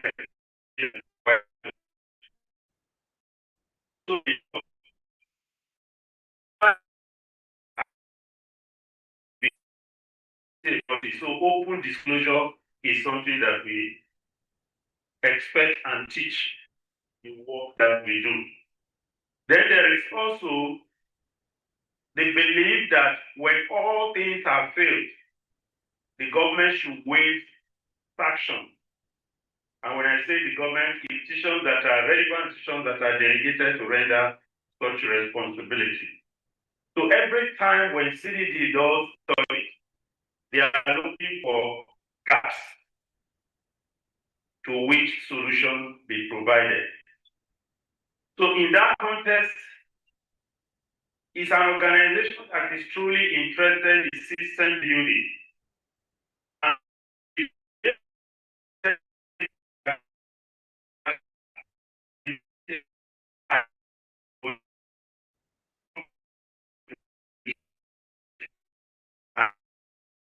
And that CDD locates anti-corruption as a key area that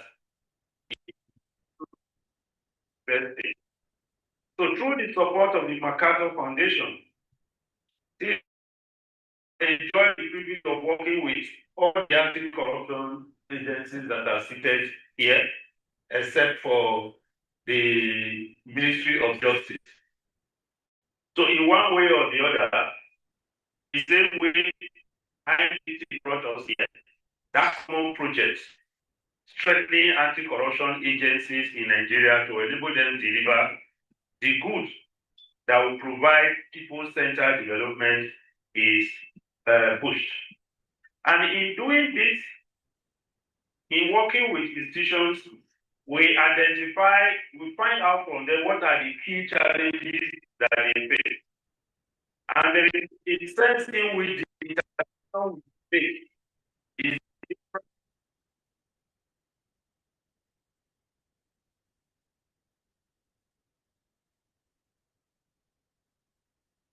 Yeah. This is how we want to do it, and we are expecting the agencies you are working with to check the box. But we came up with a different approach. And that approach is we engage the anti-corruption agency. We ask that anti-corruption agency, where are your problems? What do you think, if you were to put them on a scale, which of them do you think needs immediate attention first? And those are identified, and we agree on some of the basic things that will be done. We also appreciate the fact that nobody has all the money to do all the work. So you certainly have to prioritize and also begin to look at the hanging fruit and their role in spiraling or triggering impacts that will require overall within the context of the bigger picture. And that has related the relationship, that has guided the relationship between CDA and the anti-corruption agencies. And I'm sure they are also said here, and they also tell you that there has never been a time where a project has been imposed. And in doing this, we have had opportunity of funding system. Because one thing we observe, if you are fighting the anti-corruption war, you must have the necessary tools that you require to do that work effectively. So you can't all run an office without computers. You can't run an office without the necessary tools and begin to think that you're going to be catching criminals on a free level. So in that context, we've heard from the office of the Auditor General down to the other anti-corruption agency to tell them to identify their major challenges and how do they want us to intervene, and we have intervened and we are enjoying our relationship. We also ensure that in areas where we are investing in technology with the agencies, it places emphasis on currency of the technology you are deploying. And I'm easily going to give a good example. In my PhD thesis, I worked on oil theft. That's about over 1.5 decades ago. And the issue of stolen oil that is mixed together with other oils from other wells have been a huge issue in dealing with. So when I identified something that was going on within the EFC that they needed to have a laboratory in Port Harcourt, where even if you stole oil from a particular well, if it gets to that laboratory, you'll be able to identify whether this was taken from Shell or Mobil or all other oil companies.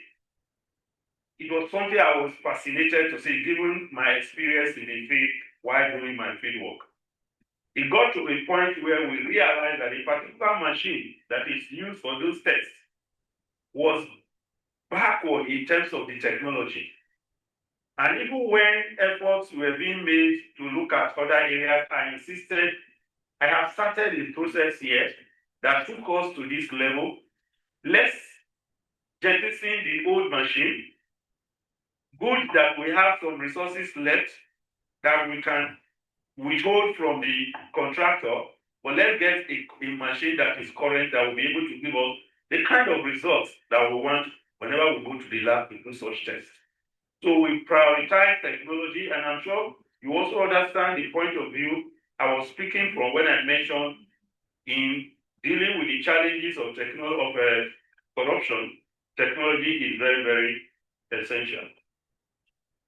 But even in technology, I really want us to scale it to that level where we prioritize prevention.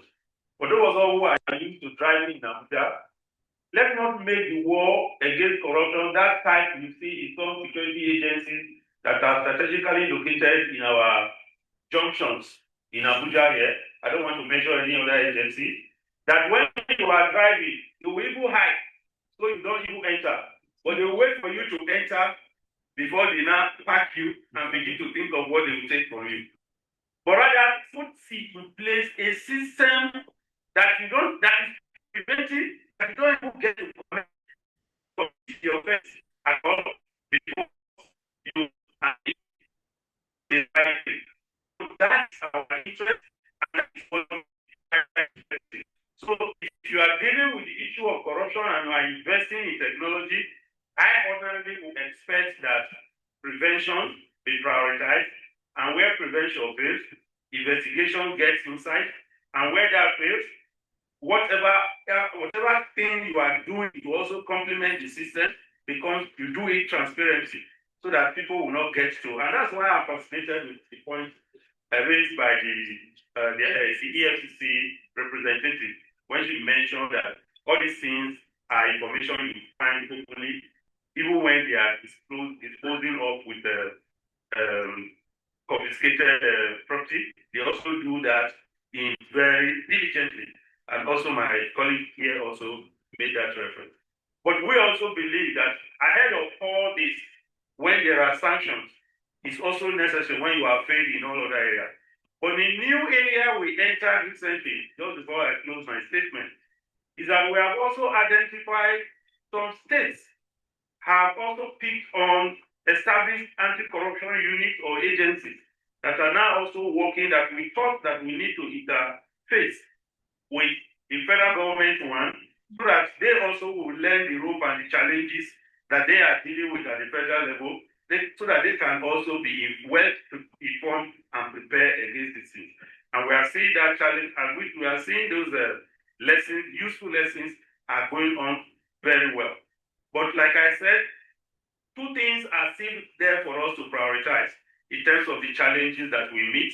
We have serious institutions and agencies that are dealing with anti-corruption. Most of them have also had serious technological platforms that they are using to do their work.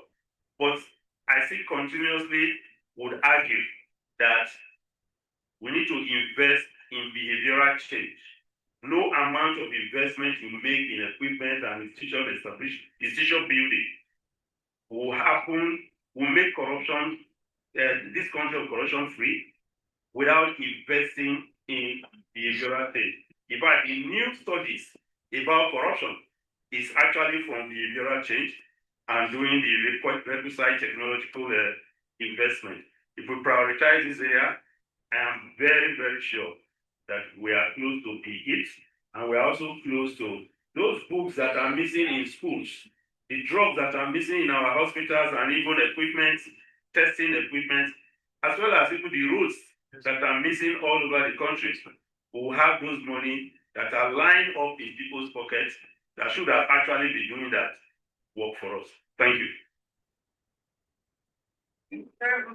Barbara, giving us an insight into your innovative approach of developing development aid, and then also giving us a glimpse into what is not there.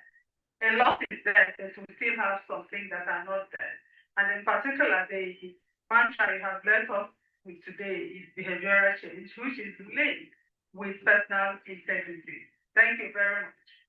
I know that you are all burning to contribute in one way or the other, whether in comments or questions, but the organizers have requested that we usher in our next speaker, who is going to give us a very important insight into the role of whistleblowing in the fight against corruption and where we are having a legal framework for the process. I invite the MC now to usher in our next speaker.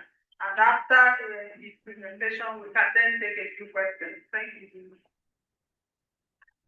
Thank you very much to the panel. Please let's appreciate this panel. Please can we clap for them properly? This of course looks like a very high level one, and we are appreciating the messages we're getting. But to also, as you have just informed us, it's important that we just take all the questions together. So please note your questions down so you don't forget them. And we'll take all of the questions after the next paper. Our next speaker has been at the forefront of advancing issues fighting corruption, and also he's done so much for us in the area that he will be speaking about. The Executive Secretary of GOPA, Mr. Ashley Emenike, who will be speaking to us on whistleblower and witness protection in where we are today. Please put your hands together for me.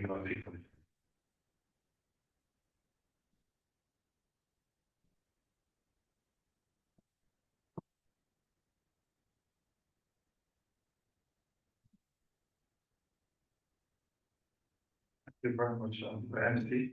While I recognize the presence of the Honorable Attorney General, Federation ably represented by the Solicitor General, I also want to stand on the already established protocol of distinguished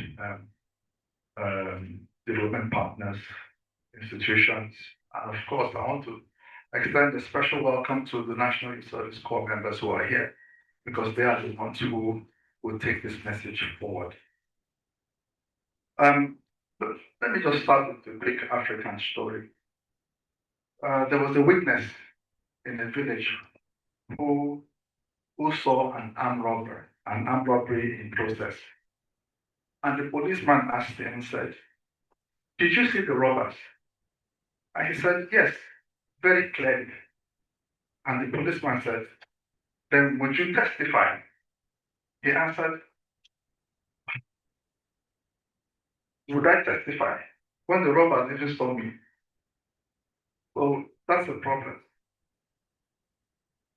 That is the entire problem we're looking at when it comes to witness protection. And I'll come back to where we are today in the National Assembly with these very important legislations. The people are not afraid of telling the truth. They are afraid of surviving after they have told the truth.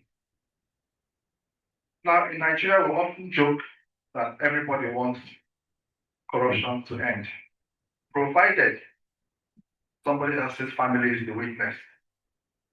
If it's your family, you don't want to end the corruption, because they say the shout gets louder as further away as you are from the corrupt practice itself. So that is why, to us, I'm not speaking fully on behalf of the National Assembly, but from us, from the point of view of the APNAC, which is the African Parliamentarians Organization of Against Corruption, it is important that witness protection should not just be a criminal justice issue. Witness protection is a governance issue. It is a democratic issue, because a justice system is only as strong as the courage of its witnesses. And courage alone is never enough. Courage has to be backed by a strong framework. when it comes to this, we're not really starting from scratch when we talk about witness protection and whistleblower protection. In the Ninth Assembly, I had the pleasure of being the advisor to the then Senate Committee Chairman on Anti-Corruption and Financial Crimes, Senator Suleiman Abdulkwari. And we did a great service, under his leadership in the fight against corruption. It was in that Senate that the poker, the money laundering, and the Terrorism Prevention Act were signed, not just passed, but signed into law by President Buhari at that time. So you can see that the National Assembly has been, collaborating when it comes to when they want to, when there's reason, when you bring up the issues, they collaborate together, and there's always a legislative consensus to move issues that have to do with the anti-graft ecosystem forward. In that same assembly, Ninth Assembly, we had considered the issue of whistleblowing. And then we thought then that it would be wise to expand the mandate, instead of creating new agencies, to expand the mandate of the Public Complaints Commission. And that bill was SB 644 in the Ninth Assembly. It was actually passed by the Senate on the 26th of July 2022, which established a comprehensive framework for public interest disclosures and whistleblower protection with the sole aim of expanding the mandate of the PCC. But unfortunately, it could not go through the Green Chamber on time, especially because it had to do with the constitutional amendment where the Public Complaints Commission is domiciled. So, however, today, where are we? We have 3 fresh witness protection bills before the House of Representatives. And they were all 2 in 2024 and the third one in 2025. The first one is HB 1463. HB 1463, which was sponsored by Honorable Darius von Shalom. It had its first reading on the 5th of June 2024, and that's on my birthday as well, 5th of June. So that was when it had its first reading. The second bill is HB 1563. When you see HB, it means the House bill. If you see SB, the Senate bill. So these are all House bills. Second bill is HB 1563, sponsored by Rotimi Akintunde, and it had its first reading on 21st of November 2024. And the third one, which I will touch on later, is HB 2205, sponsored by Honorable Moshood Kayode Akin, who also happens to be the chairman of the House Committee on Anti-Corruption. Its first reading was on the 19th of March 2025. So all these bills are still at first reading. For it to move forward, it has to go to second reading and then public hearing. Then you see the lady report, and then you have the clause by clause. And whichever chamber it comes from, it has to go to the second chamber. The part of that chamber is to go for consensus. And the second, the red chamber or the green chamber. And if there are differences, if the other chamber has a different bill, they will now have to do harmonization, sort of the committee to harmonize the 2 bills. So at this stage, these 3 House bills are still at first reading and would require a push to get them to the second one. And these bills, they don't need to compete with each other, because I've touched on the third bill I mentioned, the 2205 bill. Now there's a rule that if a bill is passed by both chambers and by the fluctuation of time, you can still bring up that bill the next cycle of the Senate or the House of or next cycle of the National Assembly, and it may not have to go for public hearing. That was why I personally tried to push that 2205 to the Honorable Chairman of the House Committee on Anti-Corruption. So if there's a need to fast track or to make it happen, it's still possible that that bill would be the fastest to go, and that would be signed within this National Assembly. Now, like I said, what we need to do is actually, if we're not going to go that route and we'll go to the second reading, we can harmonize the three bills to give a stronger legislative framework. So our challenge is here, you can see, it's not about ideas. Our challenge in this ecosystem of fighting corruption is about aligning our thoughts and our outcomes, expectations, aligning and be able to coordinate all our efforts and then build a strong legislative momentum that can push us forward. Now, today, we all know that Nigeria has entered another political cycle. We're going to our election. And as we often say, all politics are local.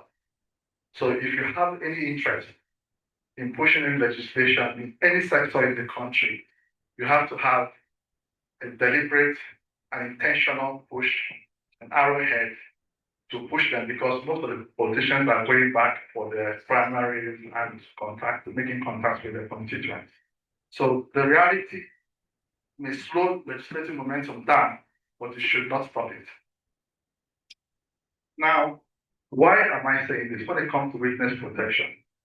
To me, if you don't have a witness, you won't have any evidence. And if you don't have any evidence, there can be no prosecution. And if there's no prosecution, there's no conviction. And when there's no conviction, there's no deterrence. And when there's no deterrence, there's no justice. And when there's no justice, there's no fight against corruption. So to us, and to many of us here, I believe, witness protection is not about protecting people. It's about protecting the truth. Because once telling the truth becomes dangerous, justice becomes impossible. The point I want to make now is very, very critical. I've heard the names of all the institutions, interagency task team.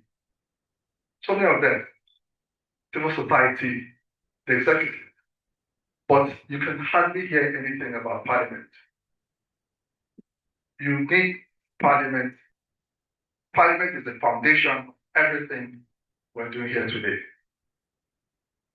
Without policies, all our policies would need legislation.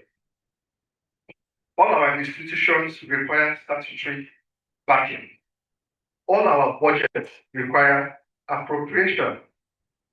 All our international commitments require domestication. Oversight from Parliament is what will ensure that our laws and policies and regulations are implemented. So without Parliament, our good policies just remain good intentions. So once again, Parliament is the foundation, which comes back to why I'm standing here today as coordinating the activities of the African Parliamentarians Network Against Corruption, which is the sub-regional body of GOPAC. GOPAC is the Global Organization of Parliamentarians Against Corruption. Now, why is APNAC here today? We're here and we're existing to ensure that whenever Africa discusses transparency, discusses our AML, TFP, beneficial ownership, illicit financial flow, asset recovery, public financial management, whistleblower and even witness protection, we should be there sitting at the table, not waiting outside the room. Because most times when you bring in these legal instruments and Parliament is not aware, it probably will sit down like the hundreds of our instruments are still sitting in the National Assembly without domestication. So, good news, APNAC could actually help to push these processes forward. Now, to quickly round up, the three witness protection bills, like I said, should be considered together, strengthened through public hearing and harmonized. And what I would suggest when it comes to whistleblowing is to have a complete standalone framework, standalone. And in Nigeria, to push legislation either comes from the executive, through the Office of the Attorney General, has the final say in that. When it comes to a private member bill, so if you have anything that is important, if you reach out to the executive, fine. Or if you have your representative at the House or your senator in the Senate, you can push those legislations through that. So about good legislations, they don't do that in a haste. So I invite every institution here to close ranks and make contact with organizations like APNAC. We are domiciled inside the National Assembly. I also work as the senior legislative aide and president of Senate. So we're in position to look what is going on, look at what is going on. We see the order paper every day, and we also have access not just to interact with parliamentarians, we push strong advocacy amongst them as well.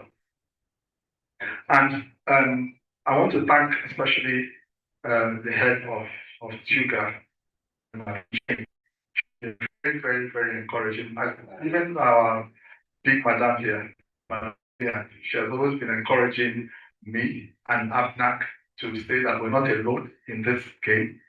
And they have helped so much. Today, we're marking the 2026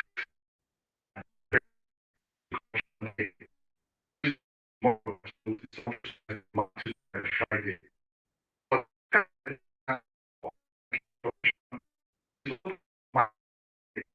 The date was to be 20th and 21st of this July.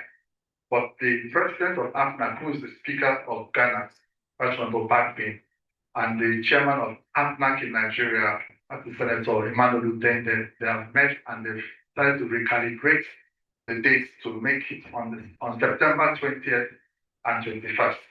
So that will be a gathering where we will invite not all the stakeholders, all the institutions, and 26 heads of parliament and from across the continent will come here. And one of the things I know, they always say, Africa is corrupt, Africa is corrupt. I'm yet to see which nation is free of corruption. But we need to do more. We need to collaborate and we need to come together and fight. And let me end on this story. The village chief once announced to the villagers that they have finally caught the big armed robber in the village who has been stealing and robbing everybody of their goods. And the chief asked, but who amongst you saw him steal? There was complete silence. Finally, one elderly man raised his hand and said, this is the chief swear, Baba. So are you our witness? The old man stood up and said, no, chief, I'm not a witness. So I only wanted to ask one question. I said, go ahead. What's the question? Said, before I answer, where am I going to sleep tonight? So that is our problem. It's not that people don't know the truth. Our problem is nobody feels safe enough to say the truth, to speak up. So our responsibility is not merely to ask citizens to be courageous.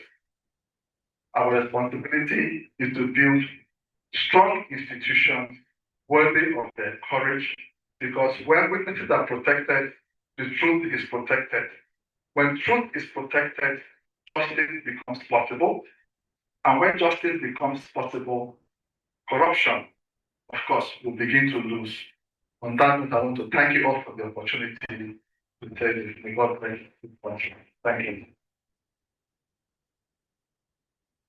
Thank you very much, Mr. Anike. Please don't go. I know people have questions for you. Thank you for the update and thank you for all you do and for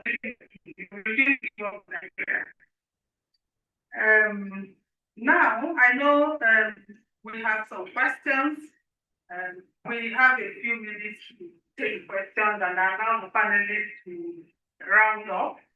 Please keep your questions brief, not more than 50 seconds for the question, and so that we can take as many questions as possible and also give the panelists opportunity to respond. And we start off now.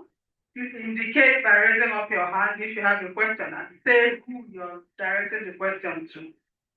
Yes, there's a hand up there at the back. The gentleman wearing face cap, raising his hand. Can we take the microphone to him?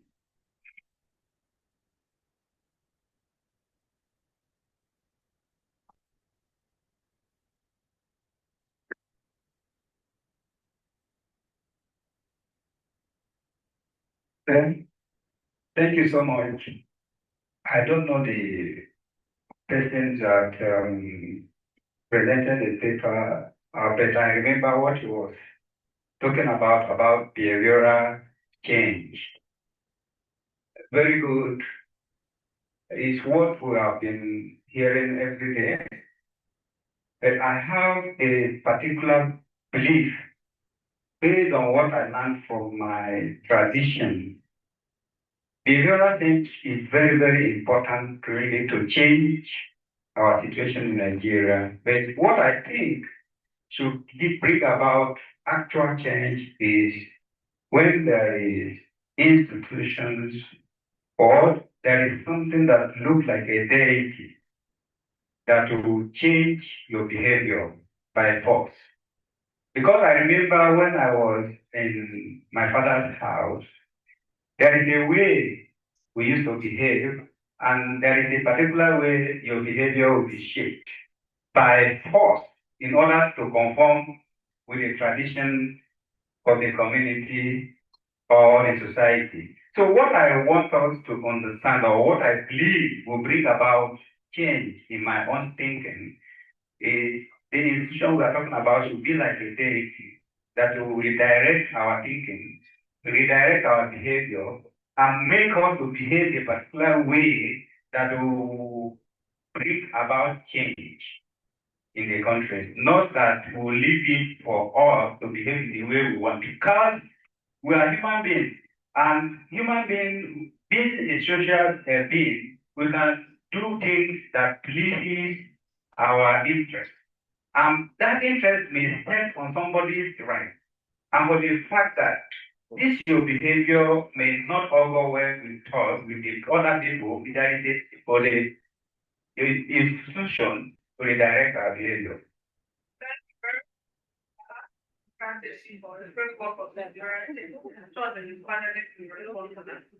Next question. There's a lady up there.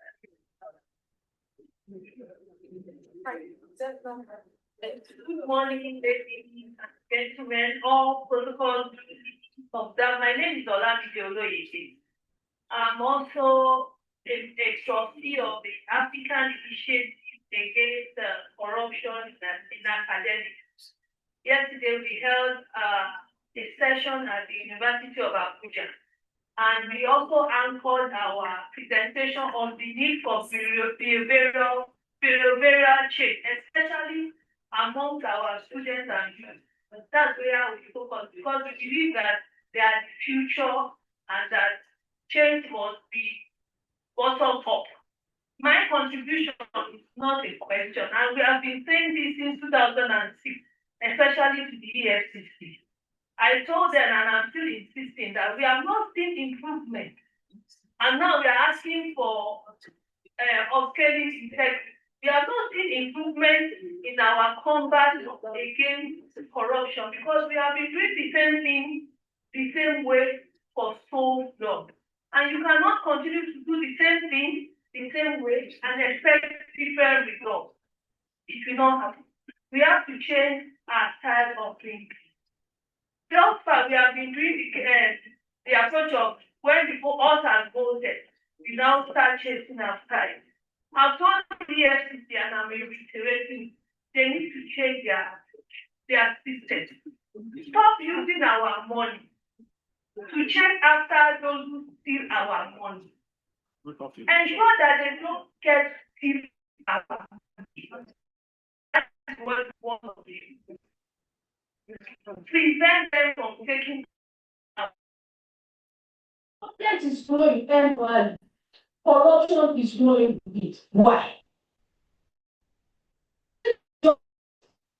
Why is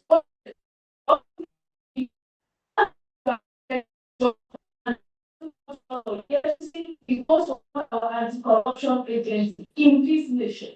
Because if you are working and achieving results, then now there should be reduction and not an escalation in corruption.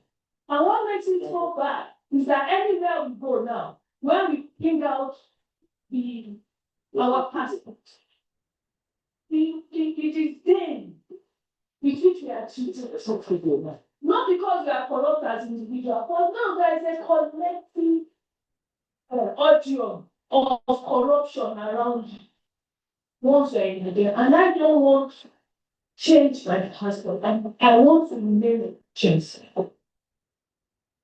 don't do that idea. You just need to get things hands on. Devise a system whereby people don't steal our money. Don't go chasing stolen money.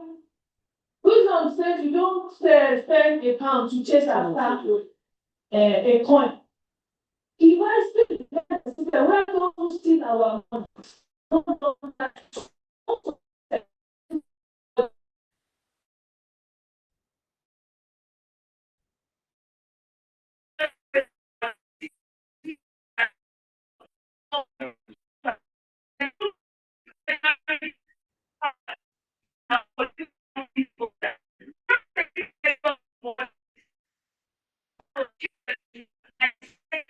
We will give me discretion. We will pay peanuts to the staff. There is in this same system where you pay peanuts to staff, you give me a wide budget in the area of training. And that training fund their salary. So that the individual now decide whether he wants to go to training. I now have the discretion of sending my paper for training. Why? We know how African countries. Once you identify your problem, you already have the solution. Reduce nepotism by reducing discretionary power. So that salary is fast, reduce rent. Thank you very much. Thank you. The emphasis is still on prevention. It's as opposed the running after the police. Okay, we will take numbers now. Number 1, number 2, number 3, number 4, number 5, finally number 6 at the back there. So we start now. Number 1, please keep your statements short so that we can get it as many contributions as possible. Good morning, everyone. My name is Ahmed, and the question put in front of you, and the question is to Mr. Libuzi. You mentioned that we have a portal where we upload, and you mentioned that a lot of agencies are not compliant. And I know that's a challenge. But you know, even when you have rules that you have actions, what are you doing about agencies that are not compliant? What do you do to ensure that it's compliant to get away with it? And I'm only saying this because we are the first. Thank you. Thank you very much, Dr. Fatih. And I hope this is not that one. We are number 1. We are the forefront. Okay. So,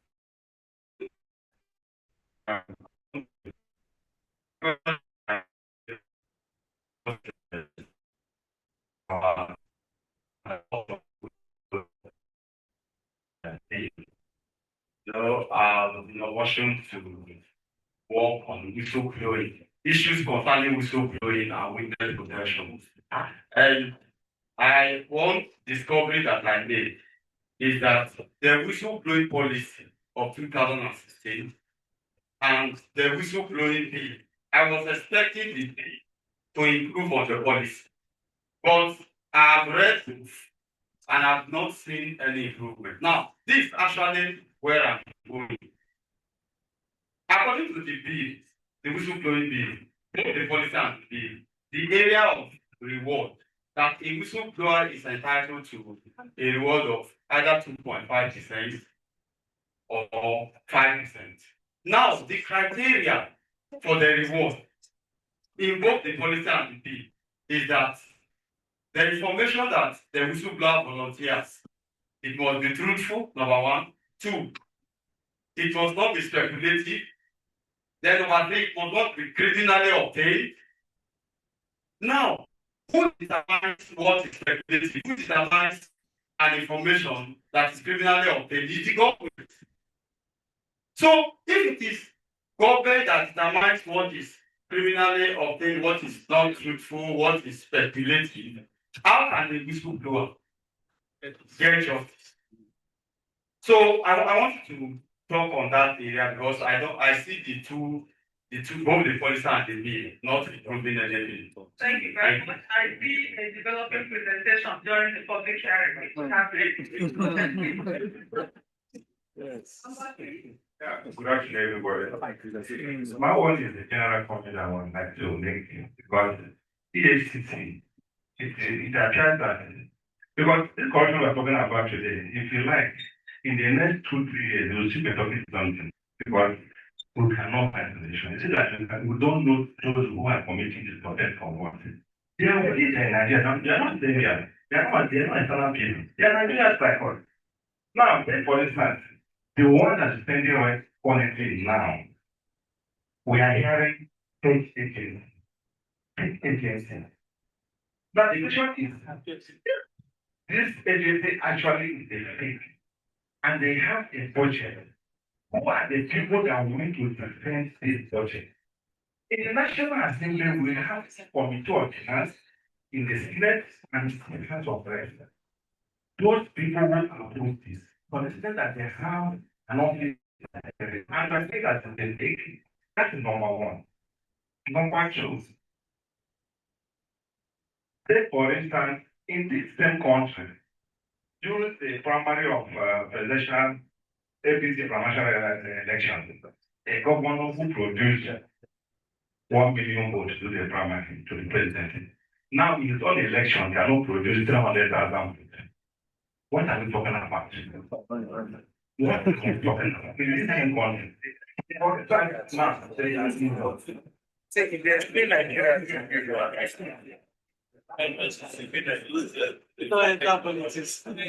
Good afternoon. Yes, my name is my question goes to the CCT where who talked about behavioral. Our high institutions in this country are breeding ground for our future leaders. I remember very well a lecturer once told me the final year that when one is so used to exam malpractice, he still answers to that. Upon graduation, he either gets to the corporate or business report. Here, there are no answers for him because it's so much useful. Now we want to people still said meant to do. Okay. Our need to wait as a series of our done our high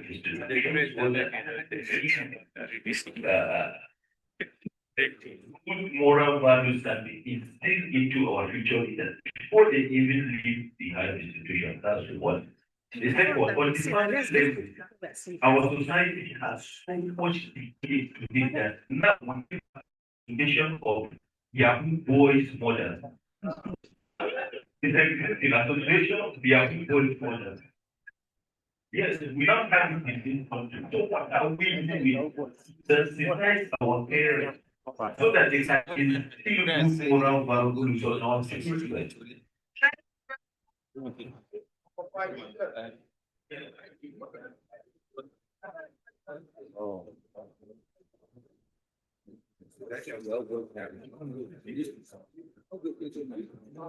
Madam, thank you very much. From the angle of intentionality, strategy, and result. Now, as I walk in here, I saw lots of documentation, books, a lot of things we've done in terms of effort.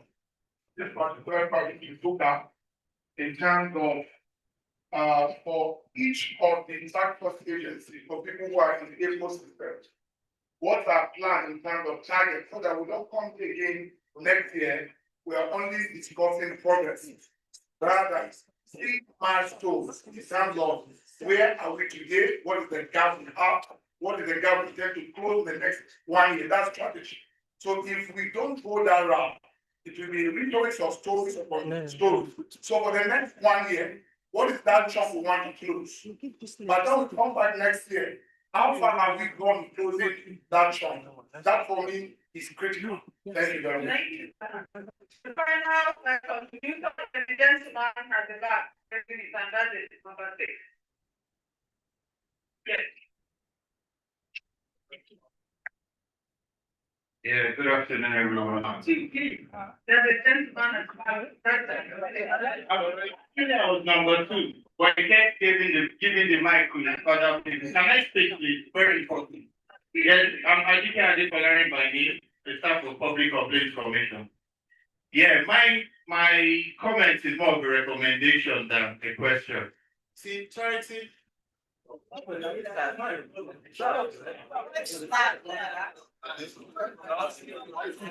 can project your God. Okay. Parenting begins at home.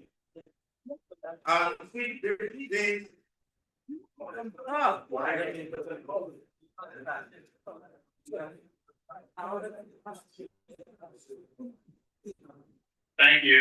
Yeah, so it's more of a recommendation than a question.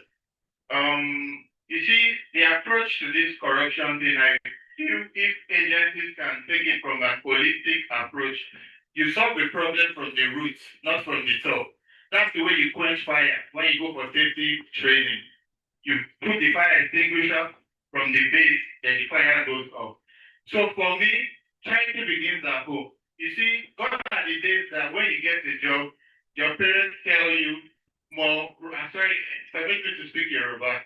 Well, they tell you, Rossi, or when they remind you in the house that remember the home you come from. Don't tarnish my family image. Don't tarnish your father's name. But you know, that narrative has changed now. When you get the job, your parents will be telling you, shine your eye, open your eye, you know. So things like that have changed the narrative. So corruption is a thing of mindset. I like the approach of the ICCC chairman. You know, in both areas, and they go to schools, they sensitize people. It starts from this basic thing. There are still good people in Nigeria, even if you give them $1 billion, they will reject it.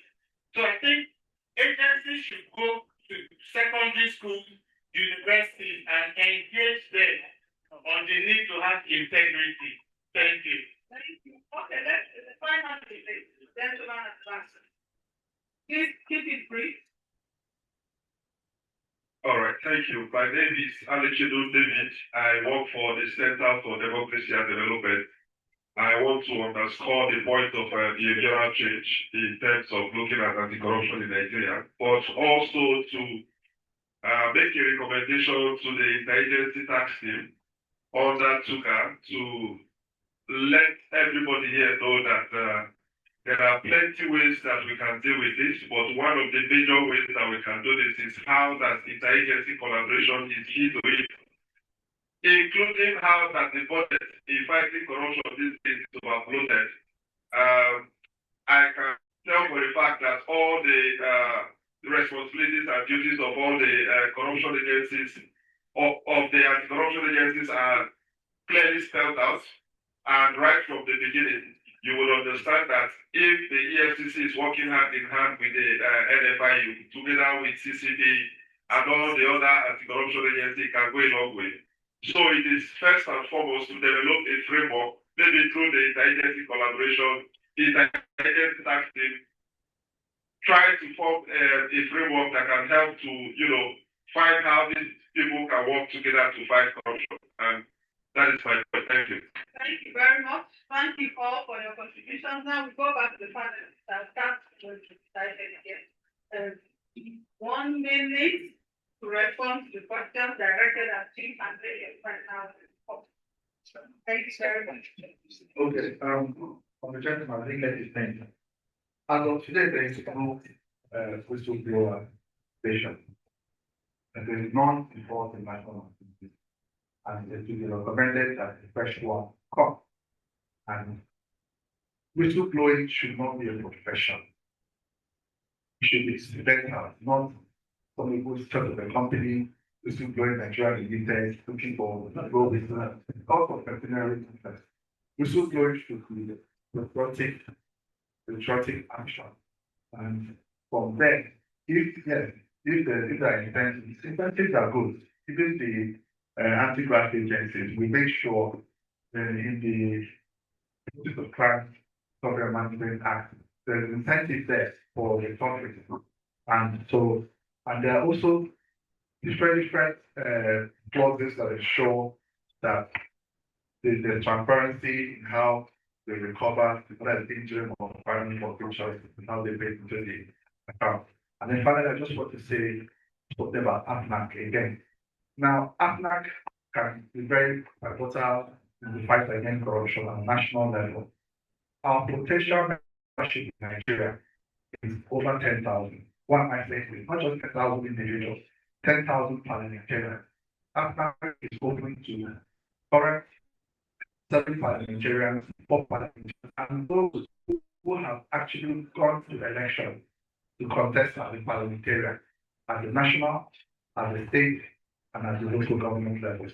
And that's our membership potential. So we can cascade policies easily. We can handshake from the national to the state and then to the local government area. Thank you. Thank you very much. Look forward to that. Thank you very much. Yes. Thank you. Dr. Material is director from the Code of Conduct Bureau. I wanted to find out what the ministry is doing with regards to agencies that are not complying with basically the national database. Well, unfortunately, there is no sanction in the act and the regulation to not provide a sanction. However, I don't think driven by a sense of transparency and accountability, as far as we are agencies that are fighting corruption, we shouldn't ordinarily be reminded to comply with simple directives so as to make the process more transparent. However, we have to write reminder letters. The Attorney General, we have handed it up to the Attorney General, and he has written about 2 or 3 reminder letters to some of the agencies. That we've gotten some positive response now. They are trying to respond, but we are not there yet. And Code of Conduct Bureau is not part of those agencies. They have actually been populated. Then, on the final note, we cannot but emphasize transparency in the management of politics of crime, because if you are transparent in the process and it's clear to the public, then the fight against corruption will be enhanced. And talking of whistleblowing, they will be willing to bring forth information to assist the relevant agencies, because when you see that the properties that are recovered are able to do that, encouragement is naturally called for the people to make conditions. And also the international community will be willing, more than willing, to continue to partner with Nigeria with regard to foreign repatriation. Thank you. Thank you very much. I'm calling from the ICCC. Okay, for my brother who talked about the policy and the Enabling Act or bill, section 64 of the Corrupt Practices Legal Justice Commission Act 2000 provide for the protection of informants, whistleblowers. But an addendum to that, if you have an issue that you want to report, in the commission we call it an intelligence. Give the commission intelligence. However, you got the intelligence will not going to be an issue. The commission will take it up from there so that you will not be suffering from the problem of obtaining the information legally, formally, or informally. But once you have some element of intelligence, you are very, very much free to come to the commission and report. The commission will take it up from there. I also want to, for others that we talked about any corruption or stopping corruption or preventing corruption from even happening. Sometimes we do easier to say about it.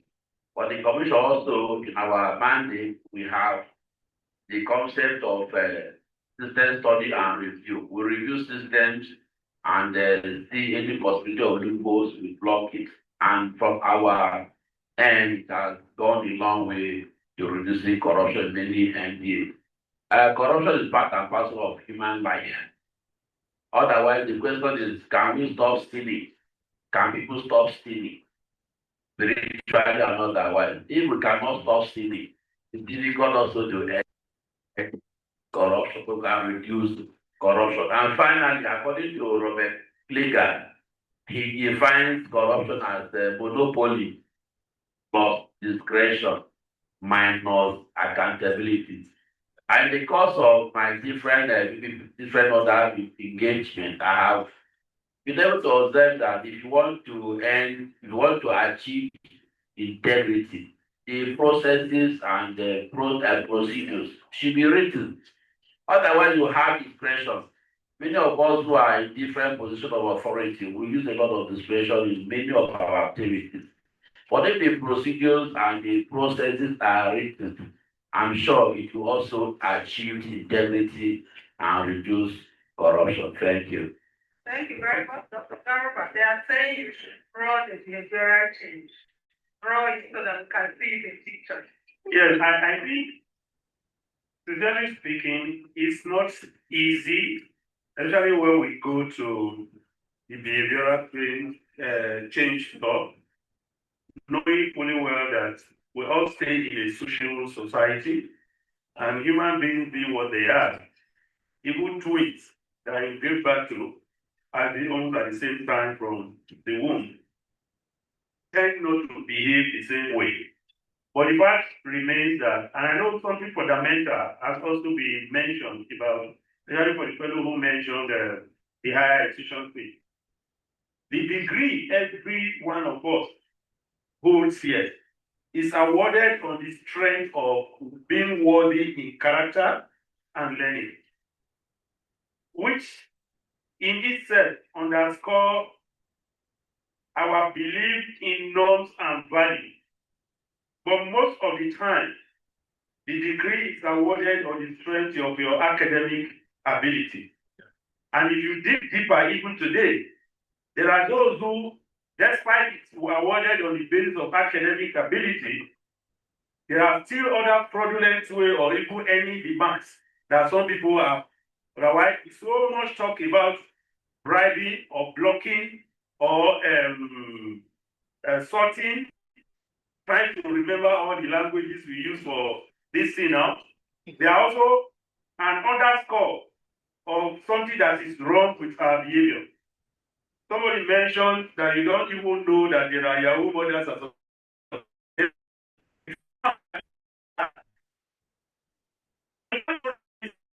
If you see that I begin to think at the higher education level that the problem is what who are doing this at the level of primary and secondary school. There is a current video that is circulating around, and what is the statement?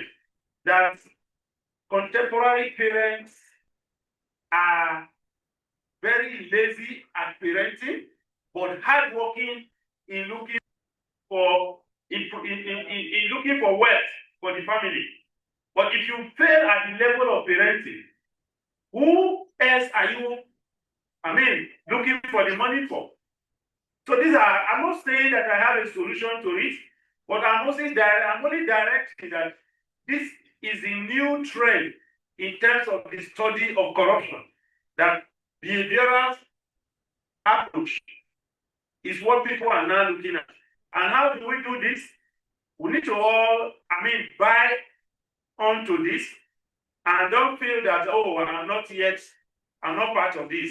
It is those who are, even when you are taking good care of your own children, you are a good parent at home. But the fact also remains that as long as you stay in a society that is, peopled by others who are not well cultured, you will still going to have your own negative impact of this.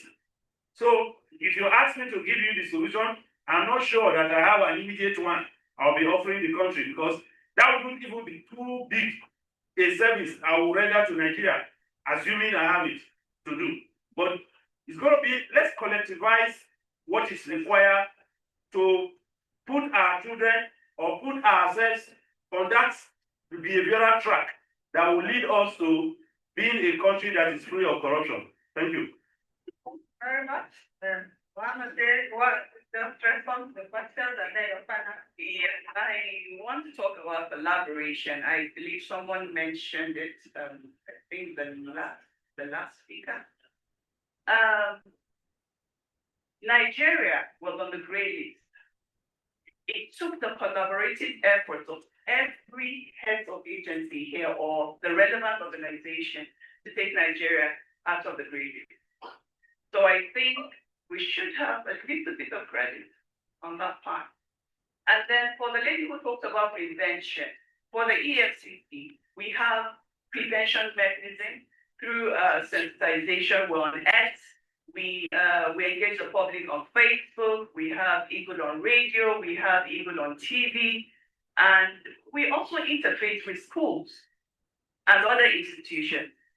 And also, I want to talk about what Madam Lillian mentioned earlier on CSO. The EFCC is actively working with civil society organizations, and the one that comes readily to mind is CISLAC.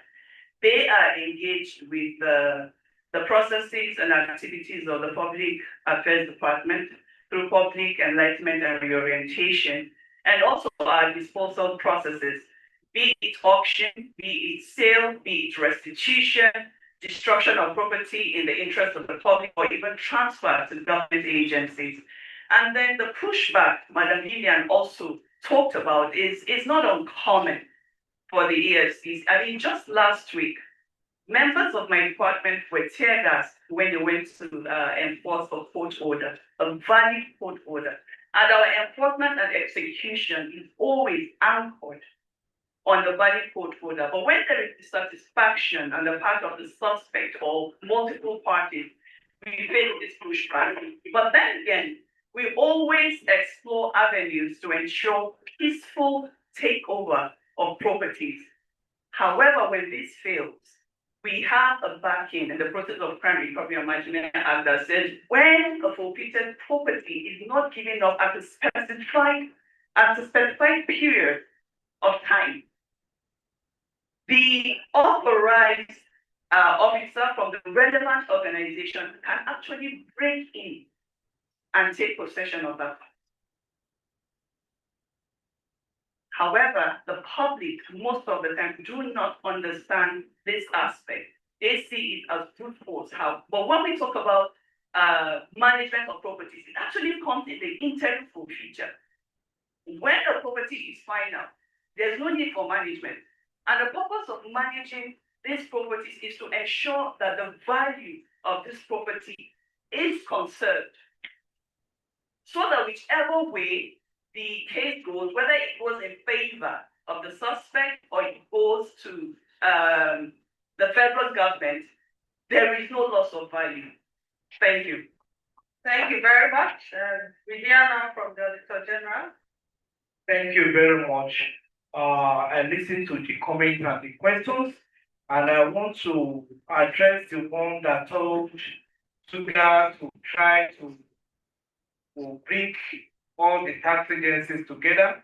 I have it with authority that Tuka led the agency's tax team on transformation and formulation of policies which work towards fighting against corruption in this country.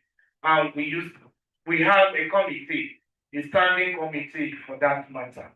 To the stakeholders in the House fighting against corruption, I want to remind all of us as agents of change that a quality public outcry will enhance anti-corruption war positively. And also, we should always mention it to those here that care to hear that integrity delayed is integrity denied. Thank you so much. Thank you so much. very, very fascinating what we are discussing this morning. And for me, I think it is very important to echo that we have to demonstrate integrity within the circle of influence. What can you influence as individual? And what kind of integrity have you contributed to that?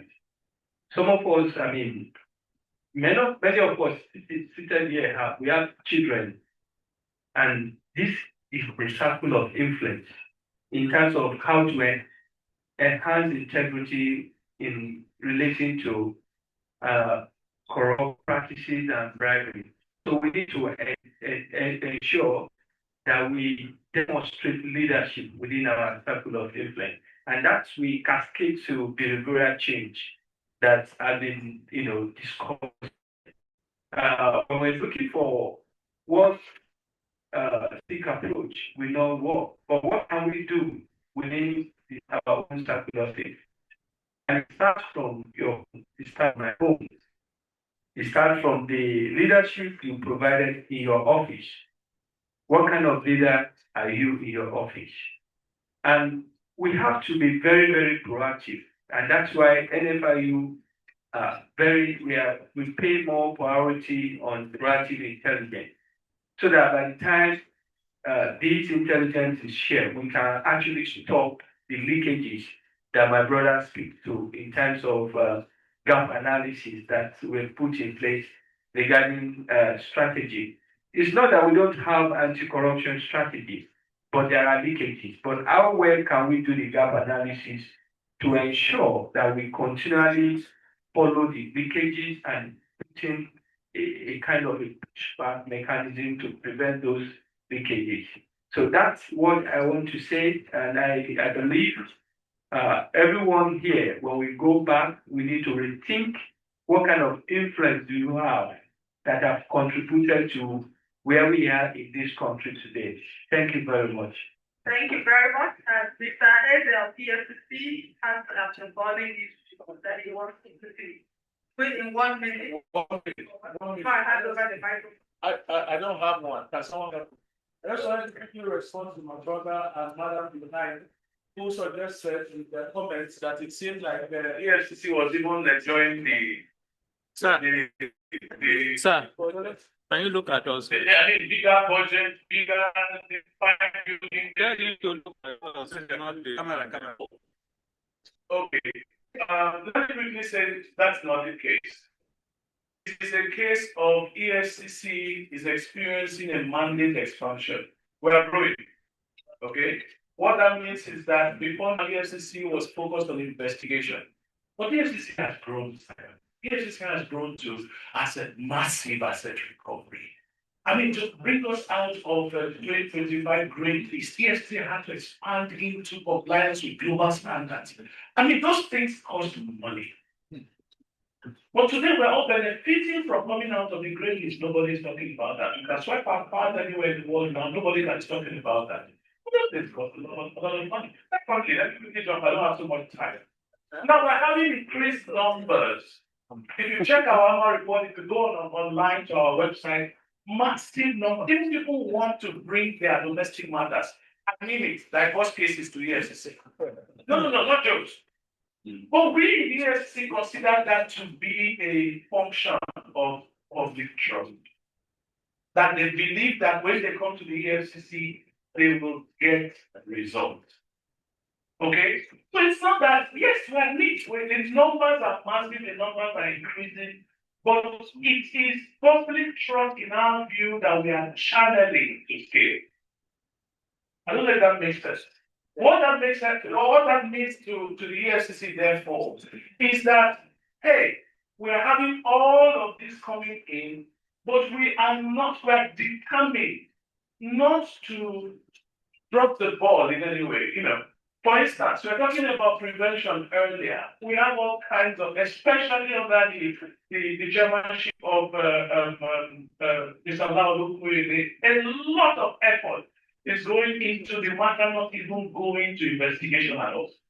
That is why there's so much relevance in that which is going on today around collaboration. I round up by saying this. Just earlier this week, the heads of the major, let me not say major, the heads of several anti-corruption agencies met at our boardroom in the ASCC 10th floor. And what were they discussing? They came and they resolved at this collaboration and partnership. I tell you that because I heard the secretariat. They came out with a draft position saying that all of the bureaucracy, all of those things off. They want to be able to share information, share data, compare notes on an ongoing basis. To what end? So that even the big EFCC you are saying is big, it's not big enough. We are bigger together. Thank you. Thank you very much. And that's one final word. And don't hurry away. I want you to have a bilateral with the lady proposal. Yes, you'll be surprised. Yeah, Christy. Don't hurry away. Thank you very much. Please put your hands together for the panel. With the kind permission of the head of agency here and the head of TUGA, we want to just quickly ask the panelists to remain here. And then we'll invite the person who will do the vote of thanks. We'll take the vote of thanks, and afterwards we'll take the group picture, and it will be time for us to run away. But so remain seated, you're still chairman and chairlady of the seats that you occupy.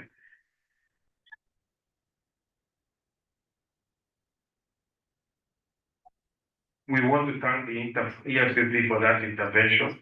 I told the young man I was doing a panel, and I said, do you have a business idea? He says, I have a business idea, but the only problem is EFCC.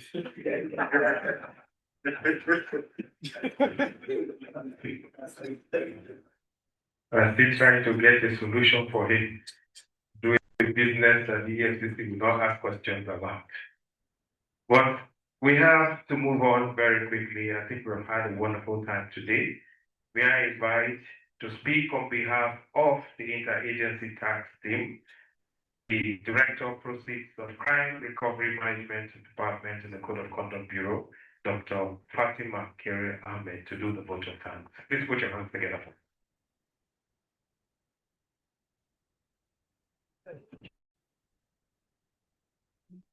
Let's clap for her, please.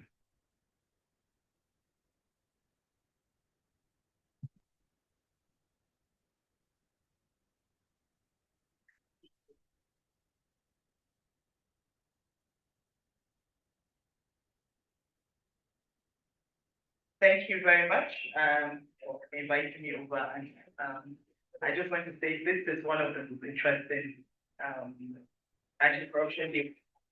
It's very easy to me and it's very, very interesting. I'm sure everybody had a great time. Distinguished guests, heads and representatives of our anti-corruption agencies, development partners, ladies and gentlemen. On behalf of the Interagency Task Team on Anti-Corruption Agencies, in collaboration with ROLAC, UNODC, CDD, I sincerely thank you all for your presence and valuable contribution to this high-level seminar commemorating African Anti-Corruption Day. We particularly appreciate our keynote speaker, panelists, moderators, our special guests who unfortunately have left, but we appreciate them. I have to actually stop a bit to appreciate our dear Madam Lillian. I know someone has mentioned TUGA. TUGA really I think TUGA is now officially the secretariat of all anti-corruption activities. And we have to thank Madam Lillian, I have to thank Jane, both again, and your entire team. Honestly, you guys are doing a good job, and I'm an advocate for coming together, bringing everybody together. And like Mr. Eze says, we're stronger together. We are definitely stronger together. And we must also never forget that we must go back to the National Assembly and we must find a way of working together. I think that is very, very critical. And that's something we must take note of. Our special gratitude goes to all our anti-corruption agencies, our development partners, ROLAC, UNACC, CDD, and civil society organizations for your collective commitment demonstrates the fight against corruption is a shared responsibility. We look forward to translating today's discussion into meaningful action. Thank you once again. and we wish you all a safe journey back home and happy weekend. Thank you very much.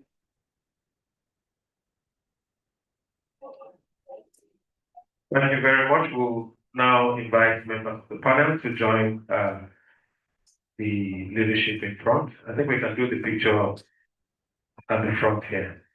The rest of us, please just remain seated. There's special information I need to pass to you, and it's only for those of you who will be seated. So please let's take this picture. I'll advise that you sit down. Thank you. Just be seated and watch this proceeding.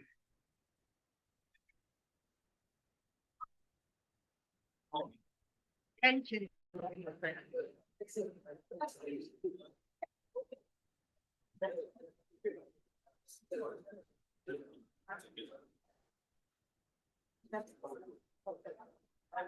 Yeah, I think we can join them. Let's join the those of us in front.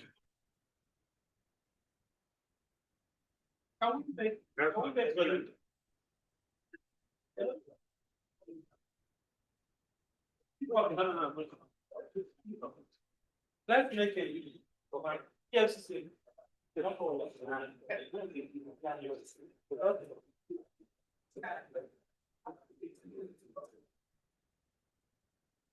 For those of you still sitting, thank you very much. We appreciate you surviving members of this audience.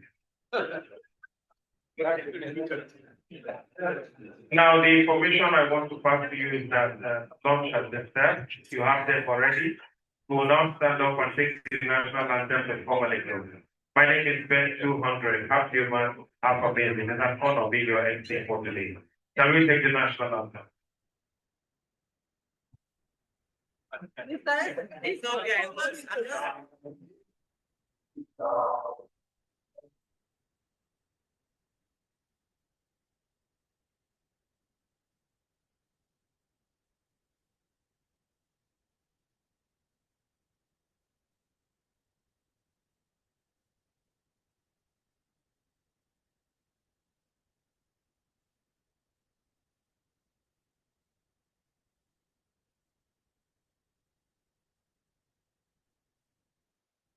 Thank you very much. God bless you. God bless the Federal Republic of Nigeria.